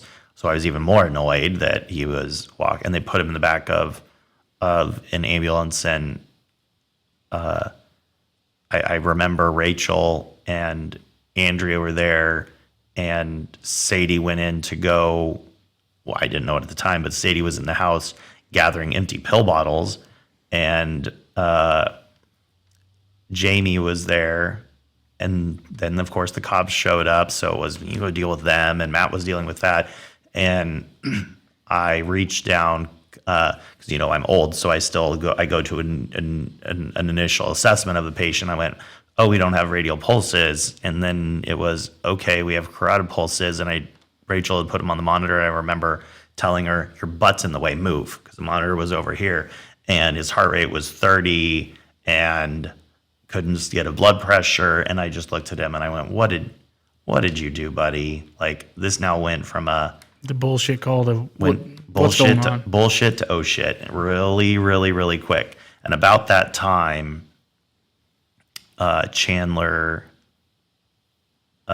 Sadie brought a handful of pill bottles, and I just saw beta blockers, ACE inhibitors, blood pressure medicine, heart medicine, bottles of nitro, and they were all empty. And I went, oh dear God, what did you do? And so I knew that we didn't carry enough glucagon as the medicine that would be used as one of the reversal agents. So we had to do my duty ride, and we had another ambulance. So I told Matt, it was Jamie, go get all the glucagon everywhere, and then get the hell out of the way, because we're going. And when we had given him the high dose glucagon and then calcium, because he'd taken some calcium channel blockers, he started puking, and there was chunks of pills. And so for a minute there, I thought, okay, we maybe have something to work with here. And then he started to go downhill again, and we started giving medications and getting ready, knowing that we were going to have to intubate him, and he was never stable enough to intubate in a perfect setting. And so Andrea was driving, and before we took off, Sadie asked if she could go, and my immediate response was absolutely not. And then I stopped, and my gut just said that this very well could be the end. And so I said, you can sit up front, and as long as you're calm and you can hold yourself together, you can sit up front. If not, Andrea's going to pull over, and I will not think twice about leaving your ass on the side of the highway. And Sadie said, I'll be fine sitting up front. And I knew that we were going to have to intubate, and I figured he would have gone into cardiac arrest. So I had, during the process with the just where we were at hemodynamically and using pressors, and nothing was working, because Ashton was an extremely smart shit and knew exactly what to take and in what amounts to know that nothing we were going to do was going to work. And so I had Andrea pull over. I can't remember where. And we just had the timeout of, okay, we're going to push these drugs, and we're all in agreement that he's probably going to go into a cardiac arrest. So this is our plan. Be prepared. And I just hollered at Sadie, and I said, we're going to push the drugs. Tell him you love him. And so he did. And I was sitting at the airway and was going to tube him, and Matt pushed the drugs. And I told Ashton, I said, you're going to take a little nap, bud, and you're going to wake up, and then we're going to fight over all this stuff that you've done, okay? And so you get ready for a fight when you wake up, knowing all good and well that he wasn't going to wake up. And so he didn't go into cardiac arrest, so he had to prove me wrong, which was fine. And so I intubated him, and then we put in a gastric tube to try to suck out any of the contents. And at that point, it was just too late. He was smart. He knew exactly how those drugs would affect him and his body, and that we wouldn't have a chance. And so I have the constant, one, the situation at hand. I know that the care was provided was exceptional, but from an amazing team who cared for him. Where my issue comes is, as I said before, I had bias as the leader of an organization. And so if I have bias, it starts at the top, and how do we turn that around? And that's something that I will always speak about, in that you the leader, if you have double zeros, or you're the CE, the chief, or the director, or whatever HMFIC you want to be, then you set the tone for the organization. And if I still to this day regret, but then also want to be honest, that I rolled my eyes, went and used the bathroom, and then out the door we went, and he was dead 3 hours later. And I'll carry that forever. But then ensuring on the back end, when we sent the ambulance back to get cleaned up because we wanted to stay, and there was a group of us. It was Tony, Matt, Sarah, and myself. That, it's a busy hospital. They were, and we, of course, everyone has their wicked senses of humor, and I'm not knocking them for any of it, but they're joking about having to bag and tag room, whatever. And I've made those jokes before, and I've not thought about it. And now I'm in a family member role, not blood family, but in mine, Work family. Yep, that's one of my kids, and so they came in with a body bag, and can we do it? And can we clean him up? And so I was still covered in his blood and puke at that point, and so we did that piece of it, and I think that helped with some of I know it helped with my closure of being able to. The final farewell. Yeah, and then we headed back, and then Tony waited for the medical examiner to pick him up because we didn't want him to be alone. And I know that sounds really kind of hokey, but there was some things to it. And then my brain shifted to, what am I going to tell people? Because everyone was asking, and so we just made the decision. And I honestly don't remember making the decision. I don't know how it happened, but all I know is that our county was covered immediately by mutual aid, and that shows that there's so much. We talk about the negative all the time, but then when it really hits the fan, everybody covers, and and we would do the same for them. But I don't even remember making any phone calls, and I just knew that I had fill-ins at all of my stations, and someone had called everybody in, and I don't know what was said or how much was said. I came here in our little county hospital, and Great Mines Health Center had LPCs, LCSWs set up in different areas for folks to talk. And I remember we pulled into the building, and I said, Sadie, I can't lie to people, but I'll respect your wishes. What do you want? Yeah, what do you want me to say? And Sadie said they deserve the truth, and that Ashton considered pretty much everyone here family. And so then I remember walking up this hallway just going, I don't know what to tell him other than he's dead. And that's basically what I did. And they don't teach you any of that in, EMS Chief 101 or Fire Chief 101 Yeah. or, how to have those conversations. But brutal honesty is just what I've always gone with. And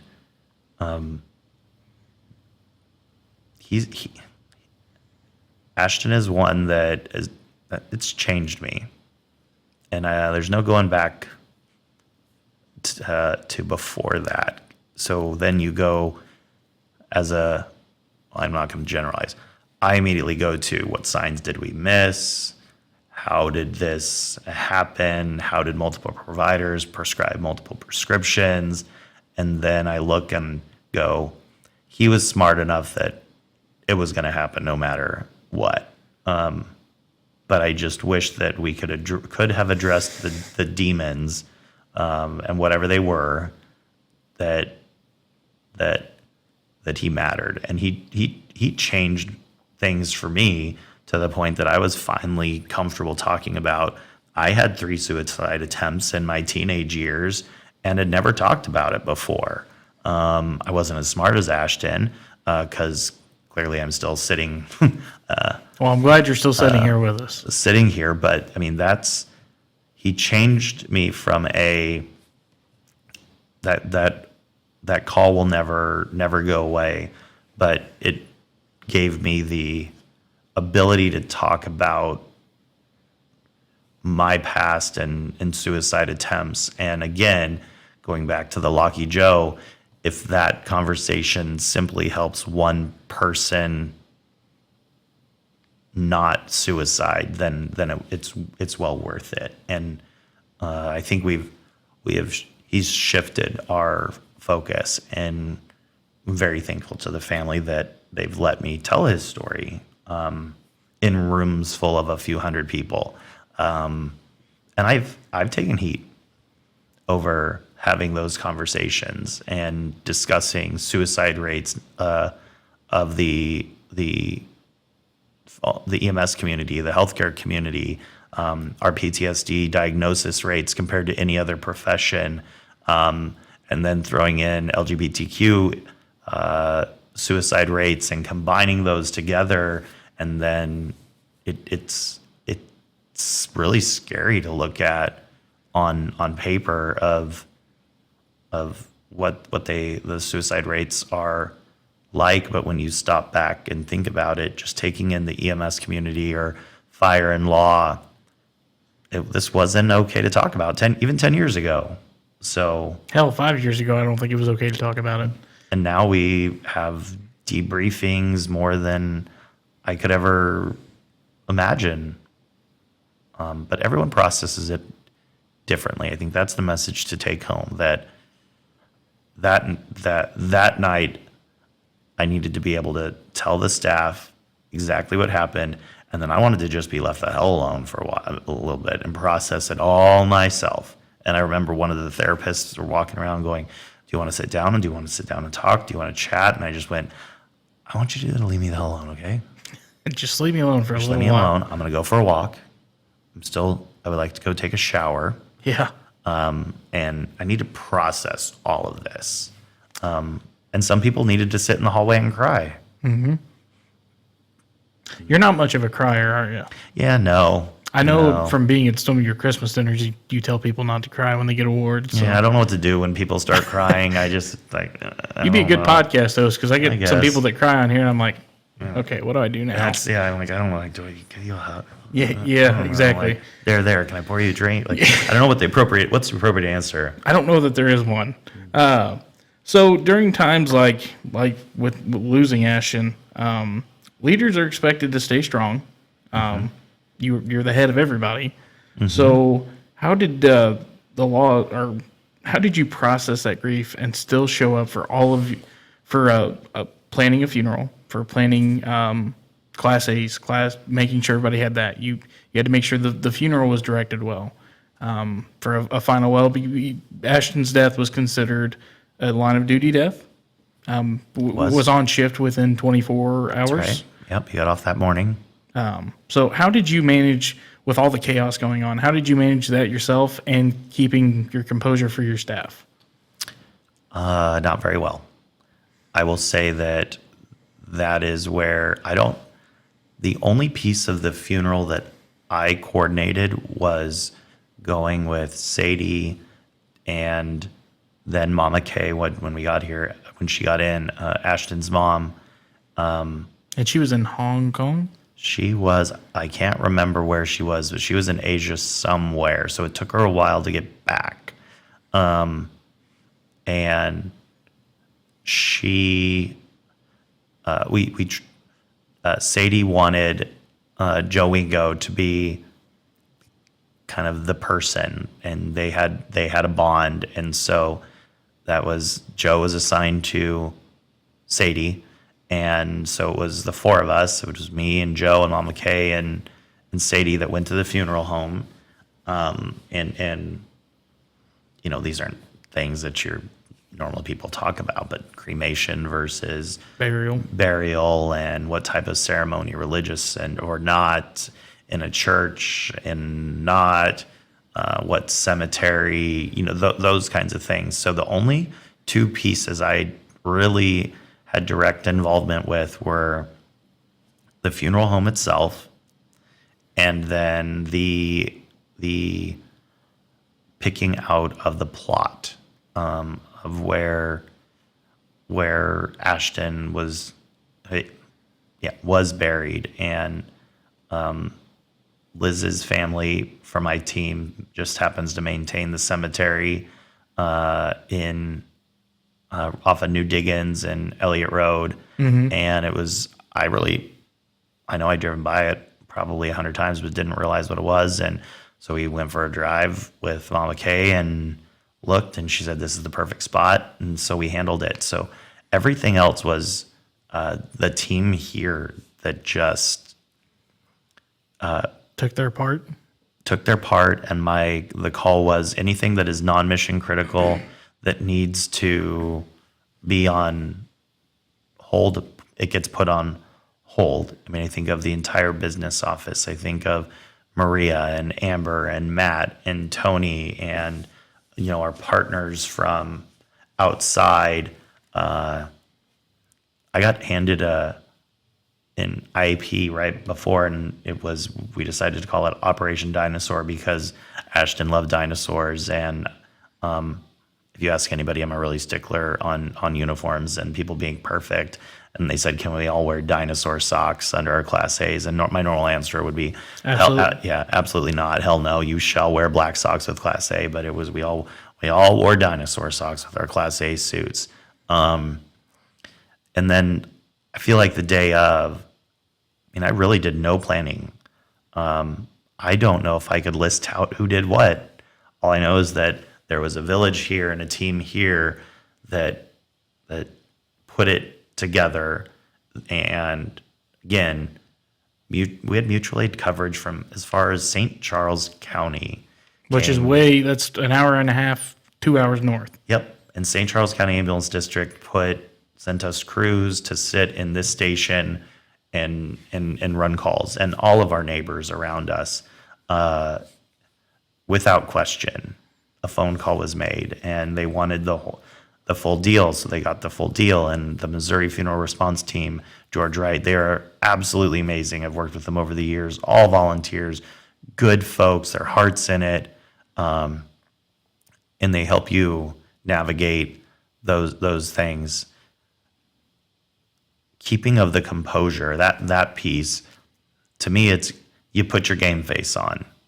Just like if you're running into a crappy call or walking into a congressional hearing, you put your game face on, you get through it, and you break down later.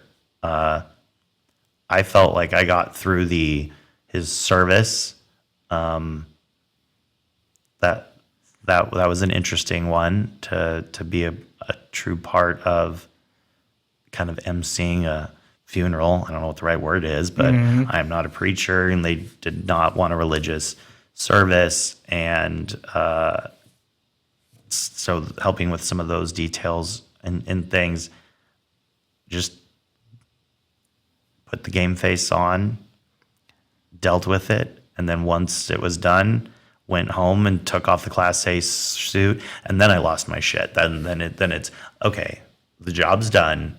Now you may break down. And I guess that's just been beat into my head so much of, okay, you have to show up for the people. You have to do your part. Do the part, put on the game face, shake the hands, thank the mutual aid companies, make sure they're fed, taken care of, right? And when I say make sure, I made sure of nothing that day. There was an entire team that made sure all of it happened. And I don't know that I realized the impact until I did a presentation for a group, and it included the final call. I don't even remember hearing it. I was in such game mode. And than to hear. So I played it and it was for a group that didn't necessarily understand like our traditions and history.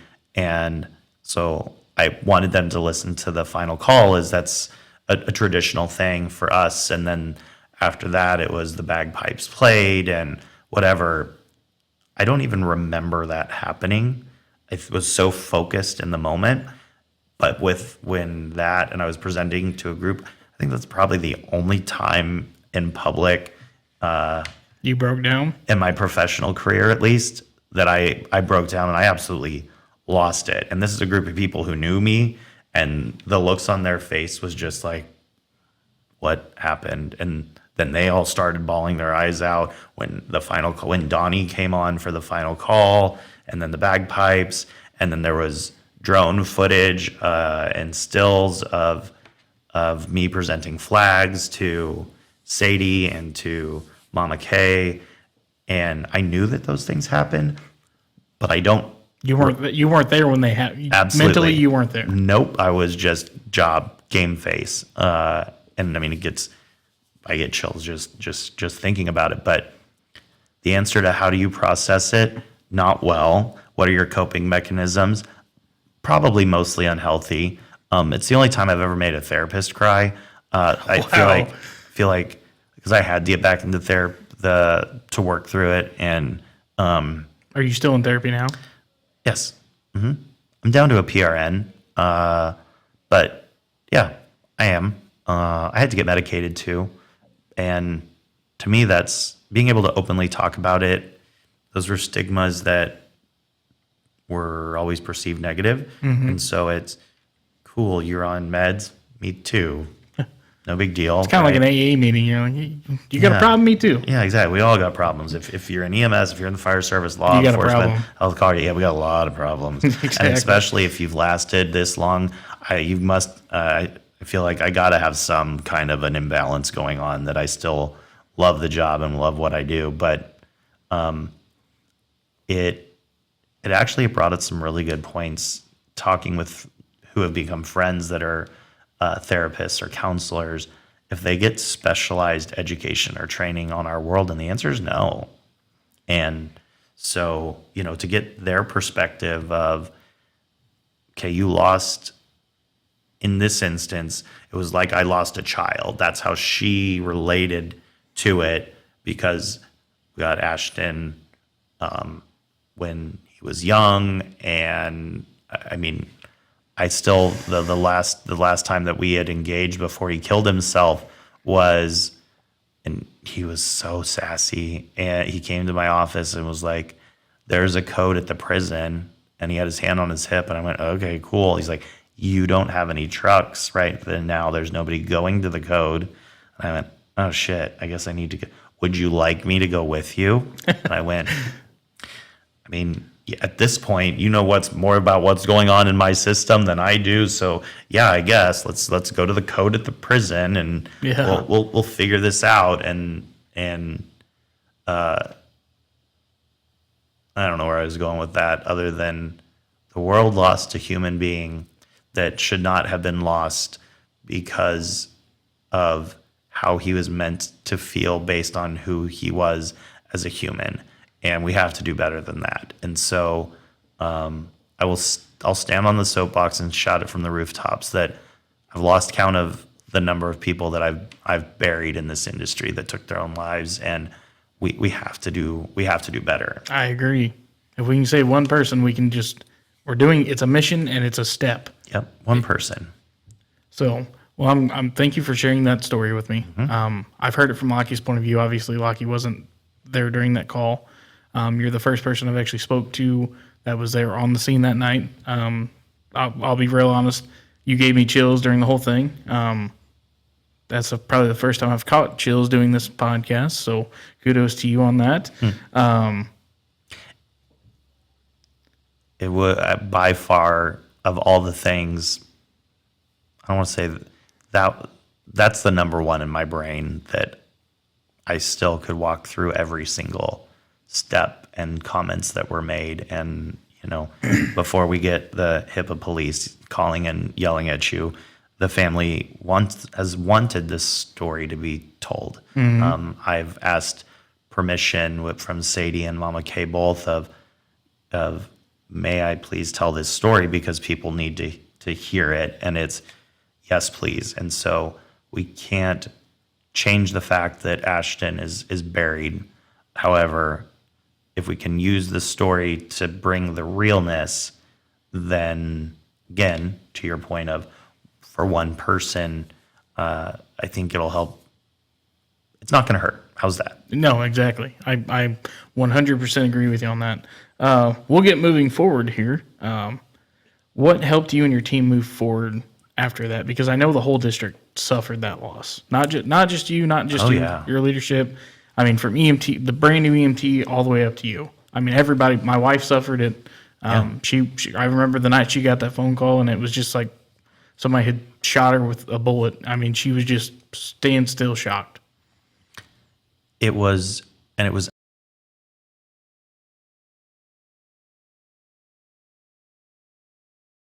of finishing his paramedic internship and Capstone. Yep. And so he impacted. He had an infectious personality that you couldn't not like the kid. Just it was impossible, and it impacted the hospitals where he did clinicals. It impacted people in the community who he had done PRs or just simple interactions with. It impacted patients. It impacted families.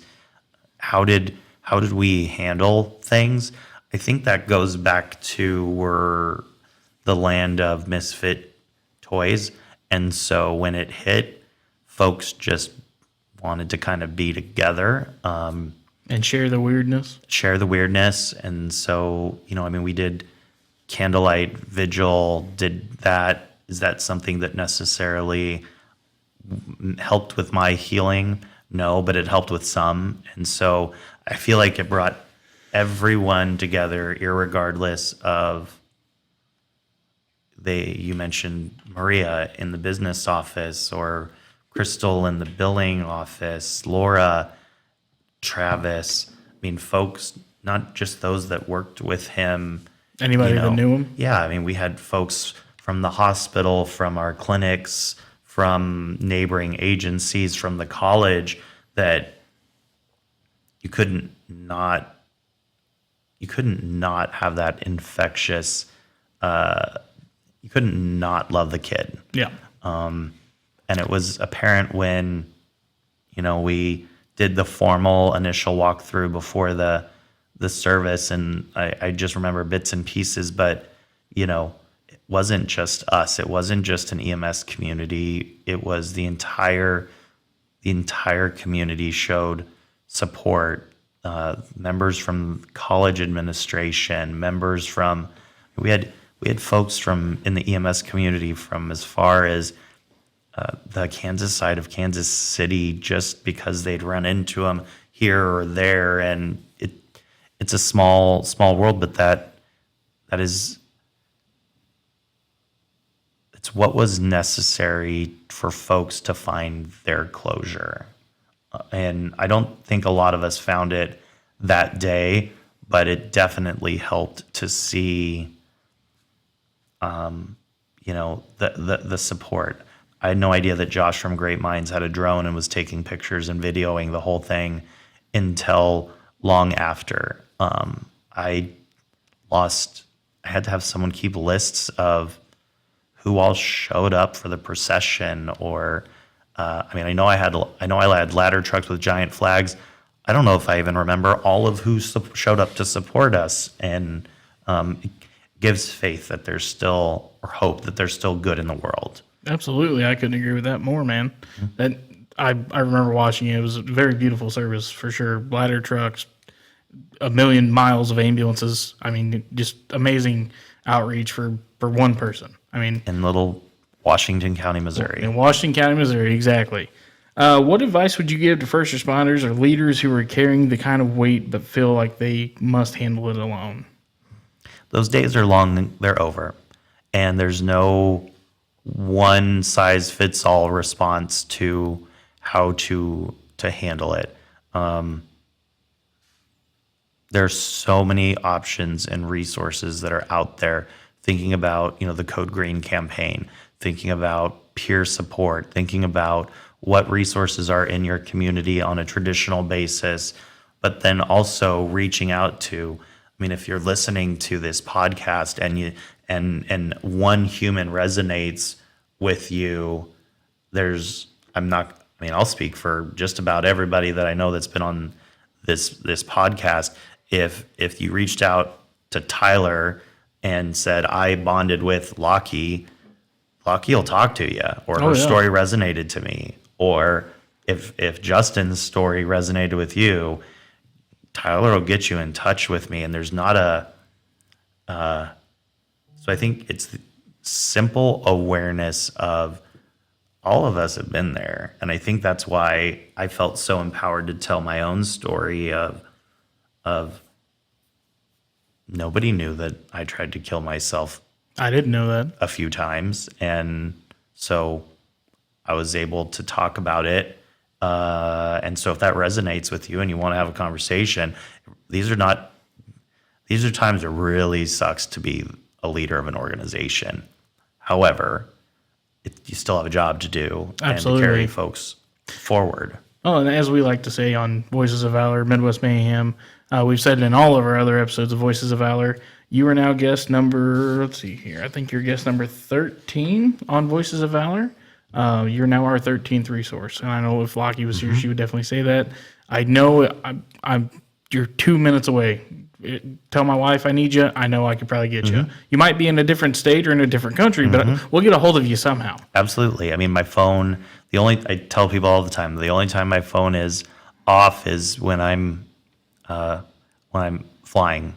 I'm in an airplane, and everybody has Wi-Fi now, so I can text, right? Yeah. My phone's sitting right next to me on vibrate, and it's buzzed a couple times. We took a break, took a peek, because I've gotten I need help. Do you know of anybody who's good to talk to? We'll connect you. We'll hook you up with what you need. And I can say that for running through the list of people that have talked with you, everybody would do the same thing. Absolutely, and everybody has agreed that they would be a resource no matter what. I've got resources up on my website. You will now become a part of our Wall of Valor.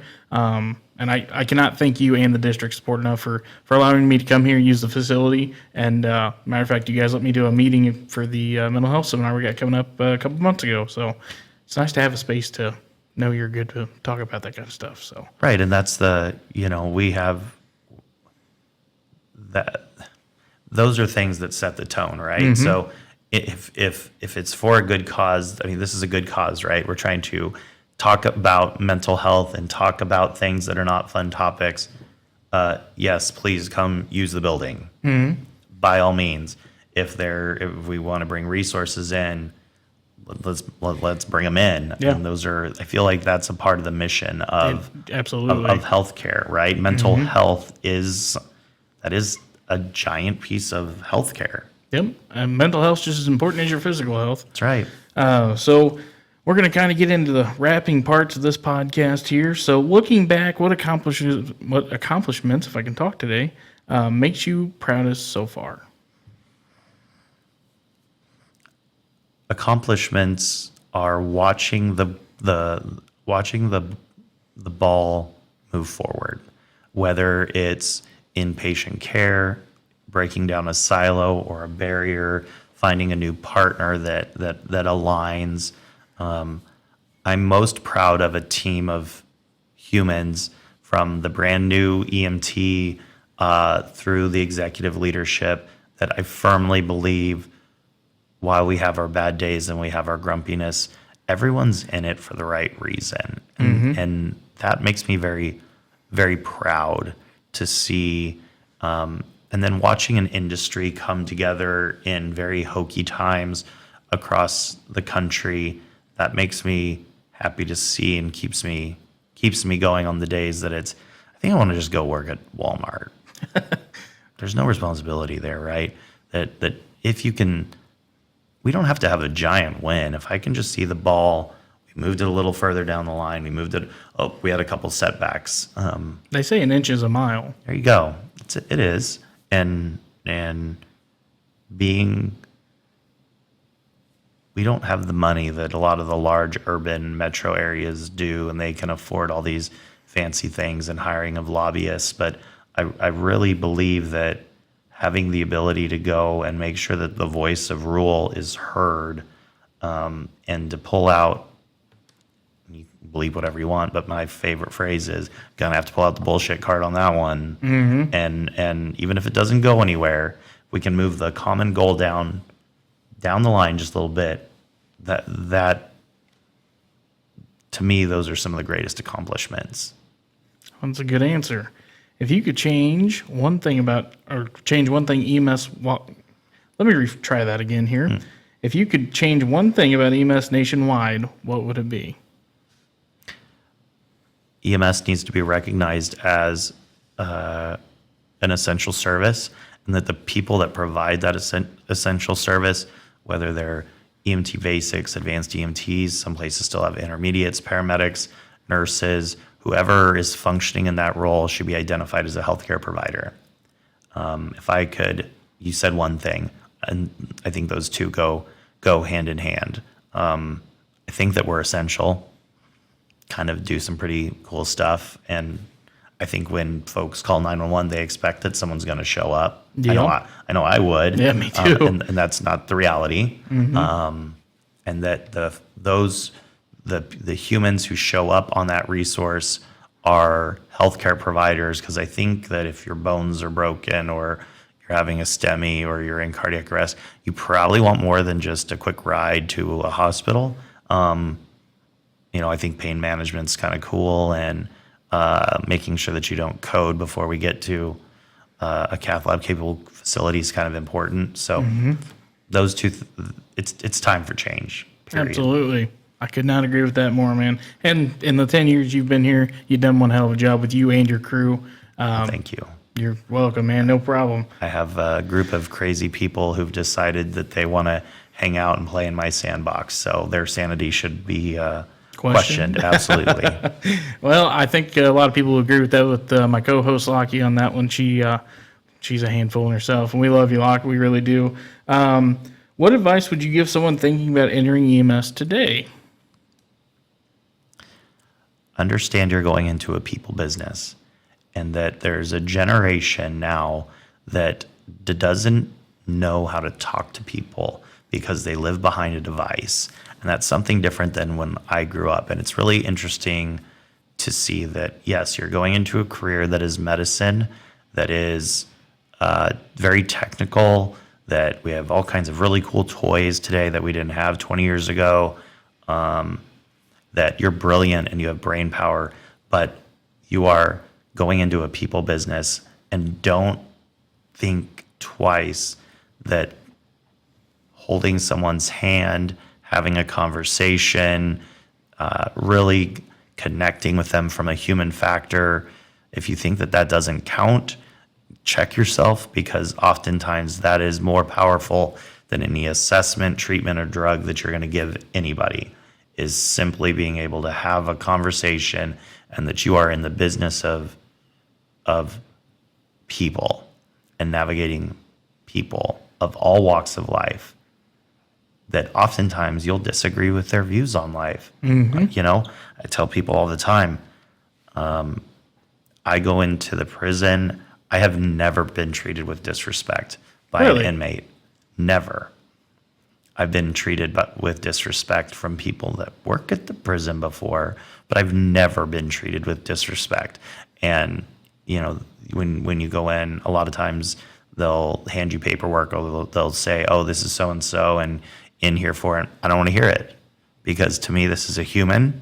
I'm not here because of what was done in the past. I'm here to care for them as a human being. And if you're going to be, I always have the talk, hey, what's your name? And they usually rattle off their last name and their number. I'm like, cool. What would you like to be called?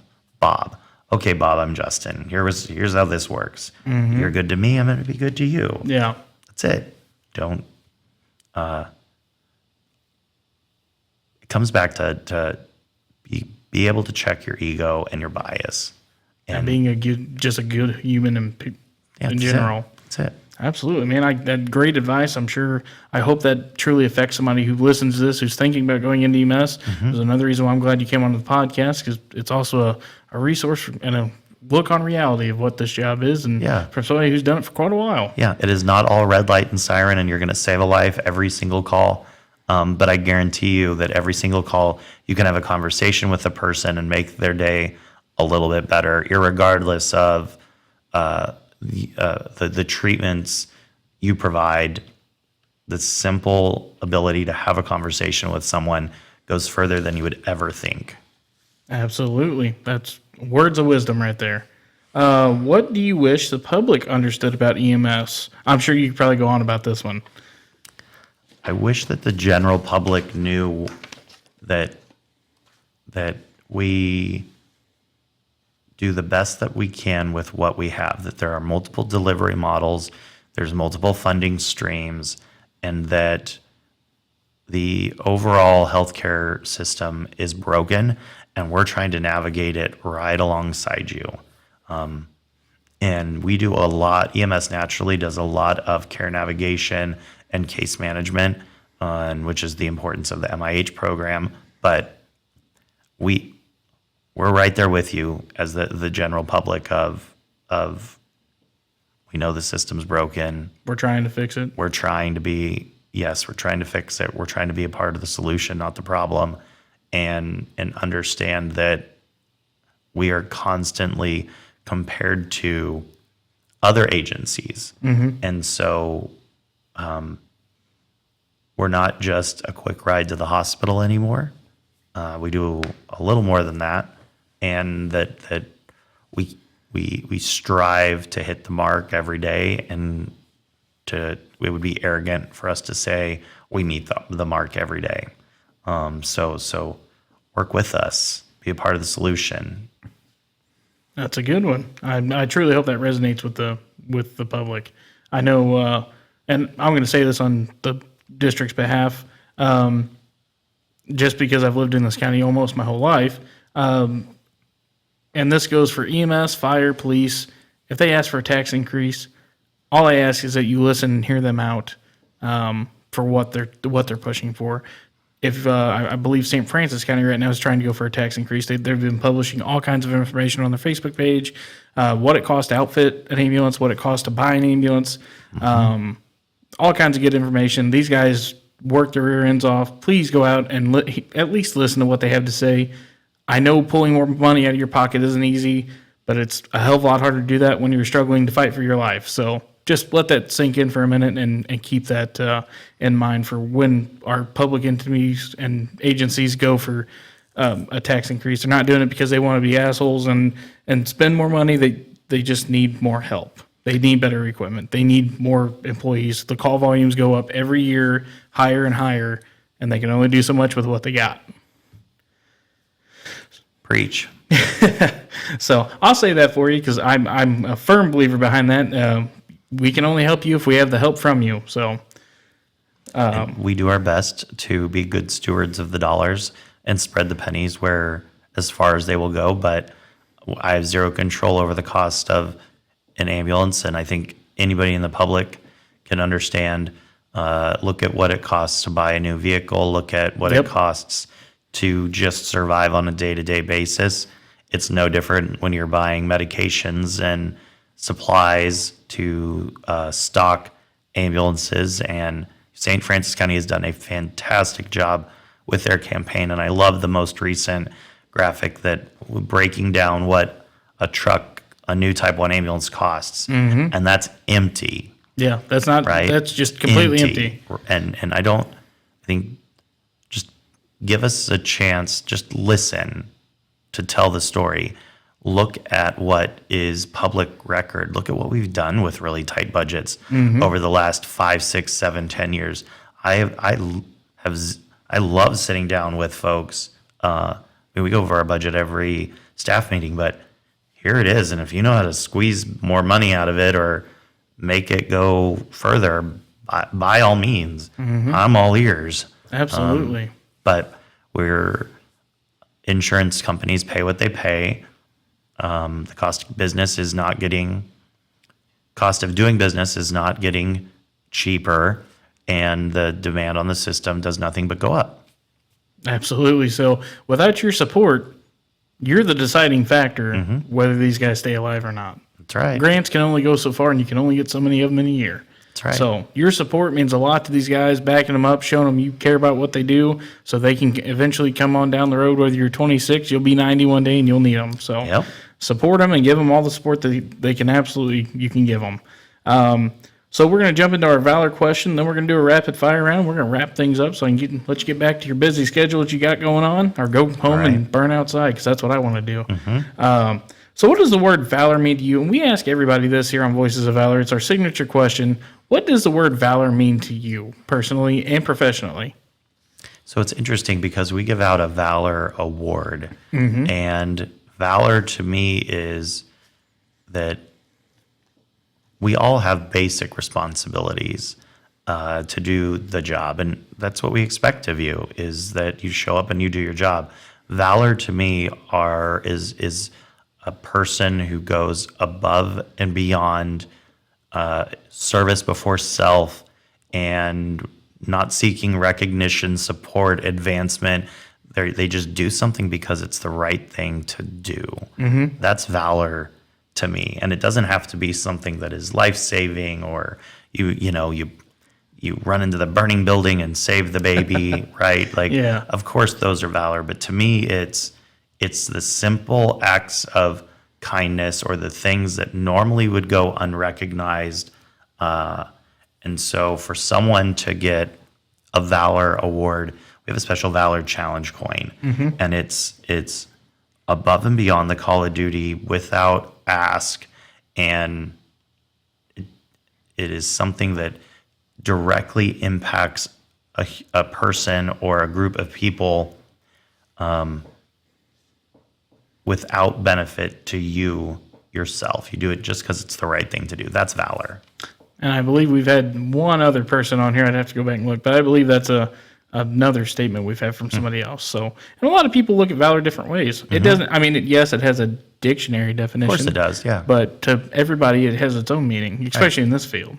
So, well, thank you for sharing that with us. I'm glad to know your outlook on that. I was always wondering what stood behind those coins when I come to your Christmas parties. So, let's do a little bit of a rapid fire round. If I can talk today, it's gonna be a little hard. Have you listened to our episodes before?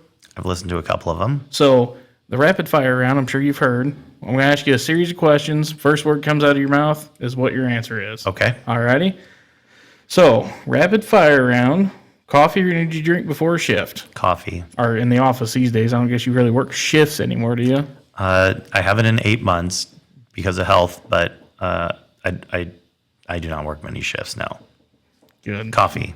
Definitely coffee. Favorite post-shift meal?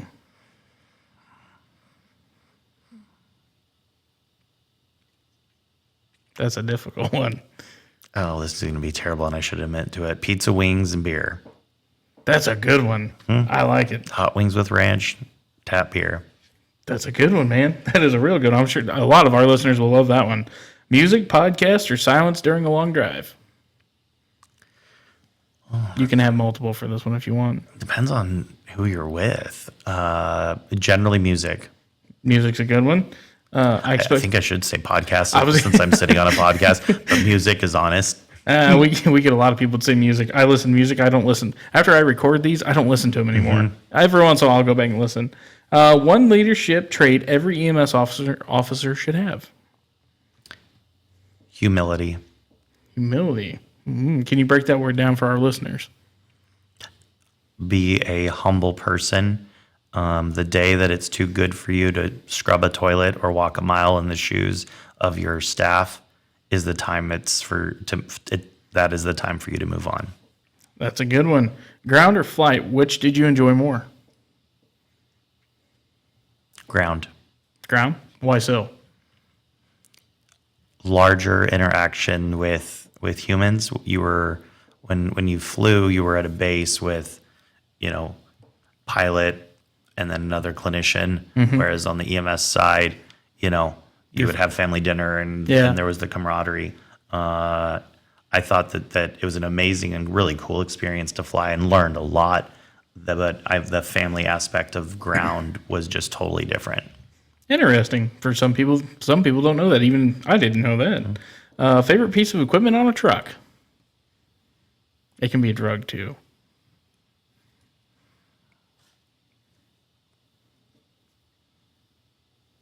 Oh, well, I have to say, power load, auto load power cot. The Stryker stretchers. Those things are badass. Would save a lot of back pain. Oh, for sure. I'm sure you probably got plenty, man. Early bird or night owl? Disgruntled penguin, somewhere in the middle. That's the first time I've heard that one. Really? Yeah. I feel like disgruntled penguin. Neither. Yeah. Disgruntled penguin. Yeah, I'm in the middle of the road. I guess I would say in a previous life, night owl, but I'm definitely not a morning person. So we're gonna go with disgruntled penguin. Perfect. That's a good one. I'll have to go back and cut that out, and we'll have to put that on the website for sure. Favorite way to decompress? I think we alluded to this earlier, but it was pizza, wings, and beer. And the I won't advocate for then running a chainsaw or going out and burning piles of stuff. But if the mindless work, decompressing, leave the phone inside and just get out and go play in the woods. Absolutely. One word to describe EMS to you. What describes EMS to you? What's a good word for them? Other than weirdos, because I know you're going to say that around here. Diverse.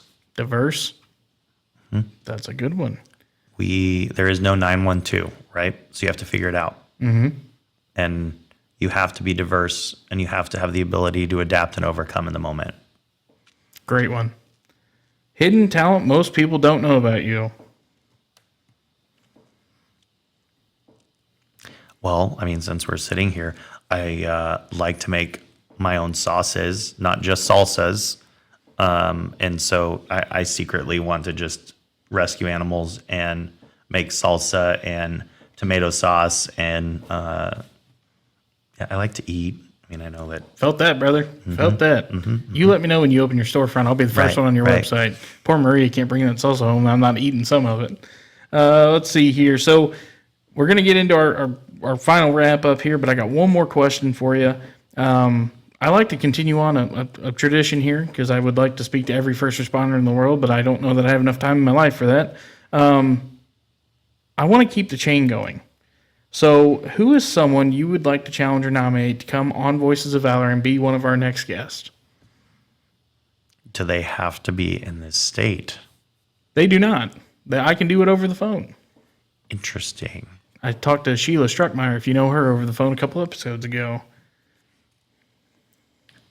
I still to this day consider myself a student of Caffrey. So I would say Sean Caffrey is who I would challenge, and would give you an interesting perspective and can tell you a lot of things when I was a young punk and caused some trouble. So I might regret saying this, but Sean Caffrey. Perfect. Well, I tell you what, I will get you all the info. You send it to him, send him the episode, and he can sign up on our website, and we'll get in contact with him. So, sounds good. Sean, you're our next challenger here. Hopefully, we hope to hear from you, and we hope to hear some Justin stories. He's got plenty of them. Oh, I'm sure. Well, man, I cannot thank you enough for coming on the show with us today and sharing your experiences, your vision with us, your dedication to advancing EMS role and just healthcare in general. And everything that you've done for just Washington County, just here in the 10 years you've been here. You've been doing a great job. And today, I truly think you helped represent what Voices of Valor is about and what we stand with here on Midwest Mayhem. You've shown your leadership that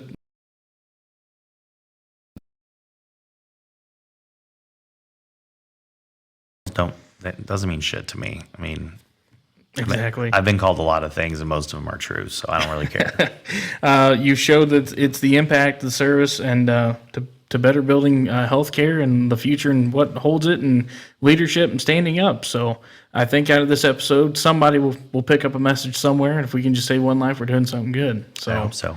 I thank you again for so much for coming on and joining me here, and I hope to have you again. Hopefully we can get Lockie on with us next time. There you go.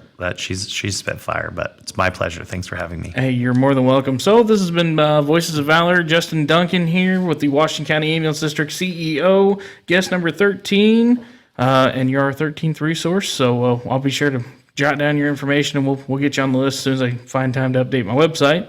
And I cannot thank you enough. So for those of you that don't know, we do have a website, www.midwestmayhempodcast.com. You can join us. You can learn about myself, about Lockie, what we stand for, what our mission is here on Midwest Mayhem. You can buy merch. You can find all kinds of resources, suicide preventative resources. If I can talk today, I think I might be stroking out here. It happens. I'm in the right place, I guess. But you can find merch, you can learn about us, you can find suicide prevention resources, you can hear different episodes if you've missed our previous ones. We are available on Spotify, Apple Podcasts, YouTube, right on our website, iHeartRadio. You can listen to us there, and go get you some merch and check us out. Don't forget we got the first responder mental health seminar, as you heard about earlier during our commercial break. Come see us if you're a first responder or veteran. Come check us out. Plenty of vendors. Lockie and I will be live on location, and we're going to be broadcasting live from there. Come sign up for Voices of Valor. Check us out. See all of our first responder friends. Come mingle. Come have a good time, and just relax and enjoy the day. It's all about you. So that's hosted by our friends over at Leadwood Fire Protection District, and that's it. It's going to be 11 to 3, so come check it out. It's going to be a fun time. Cannot thank Washington County Ambulance District for hosting us here again today, and I'm your host, Tyler, and I will talk to you guys here soon.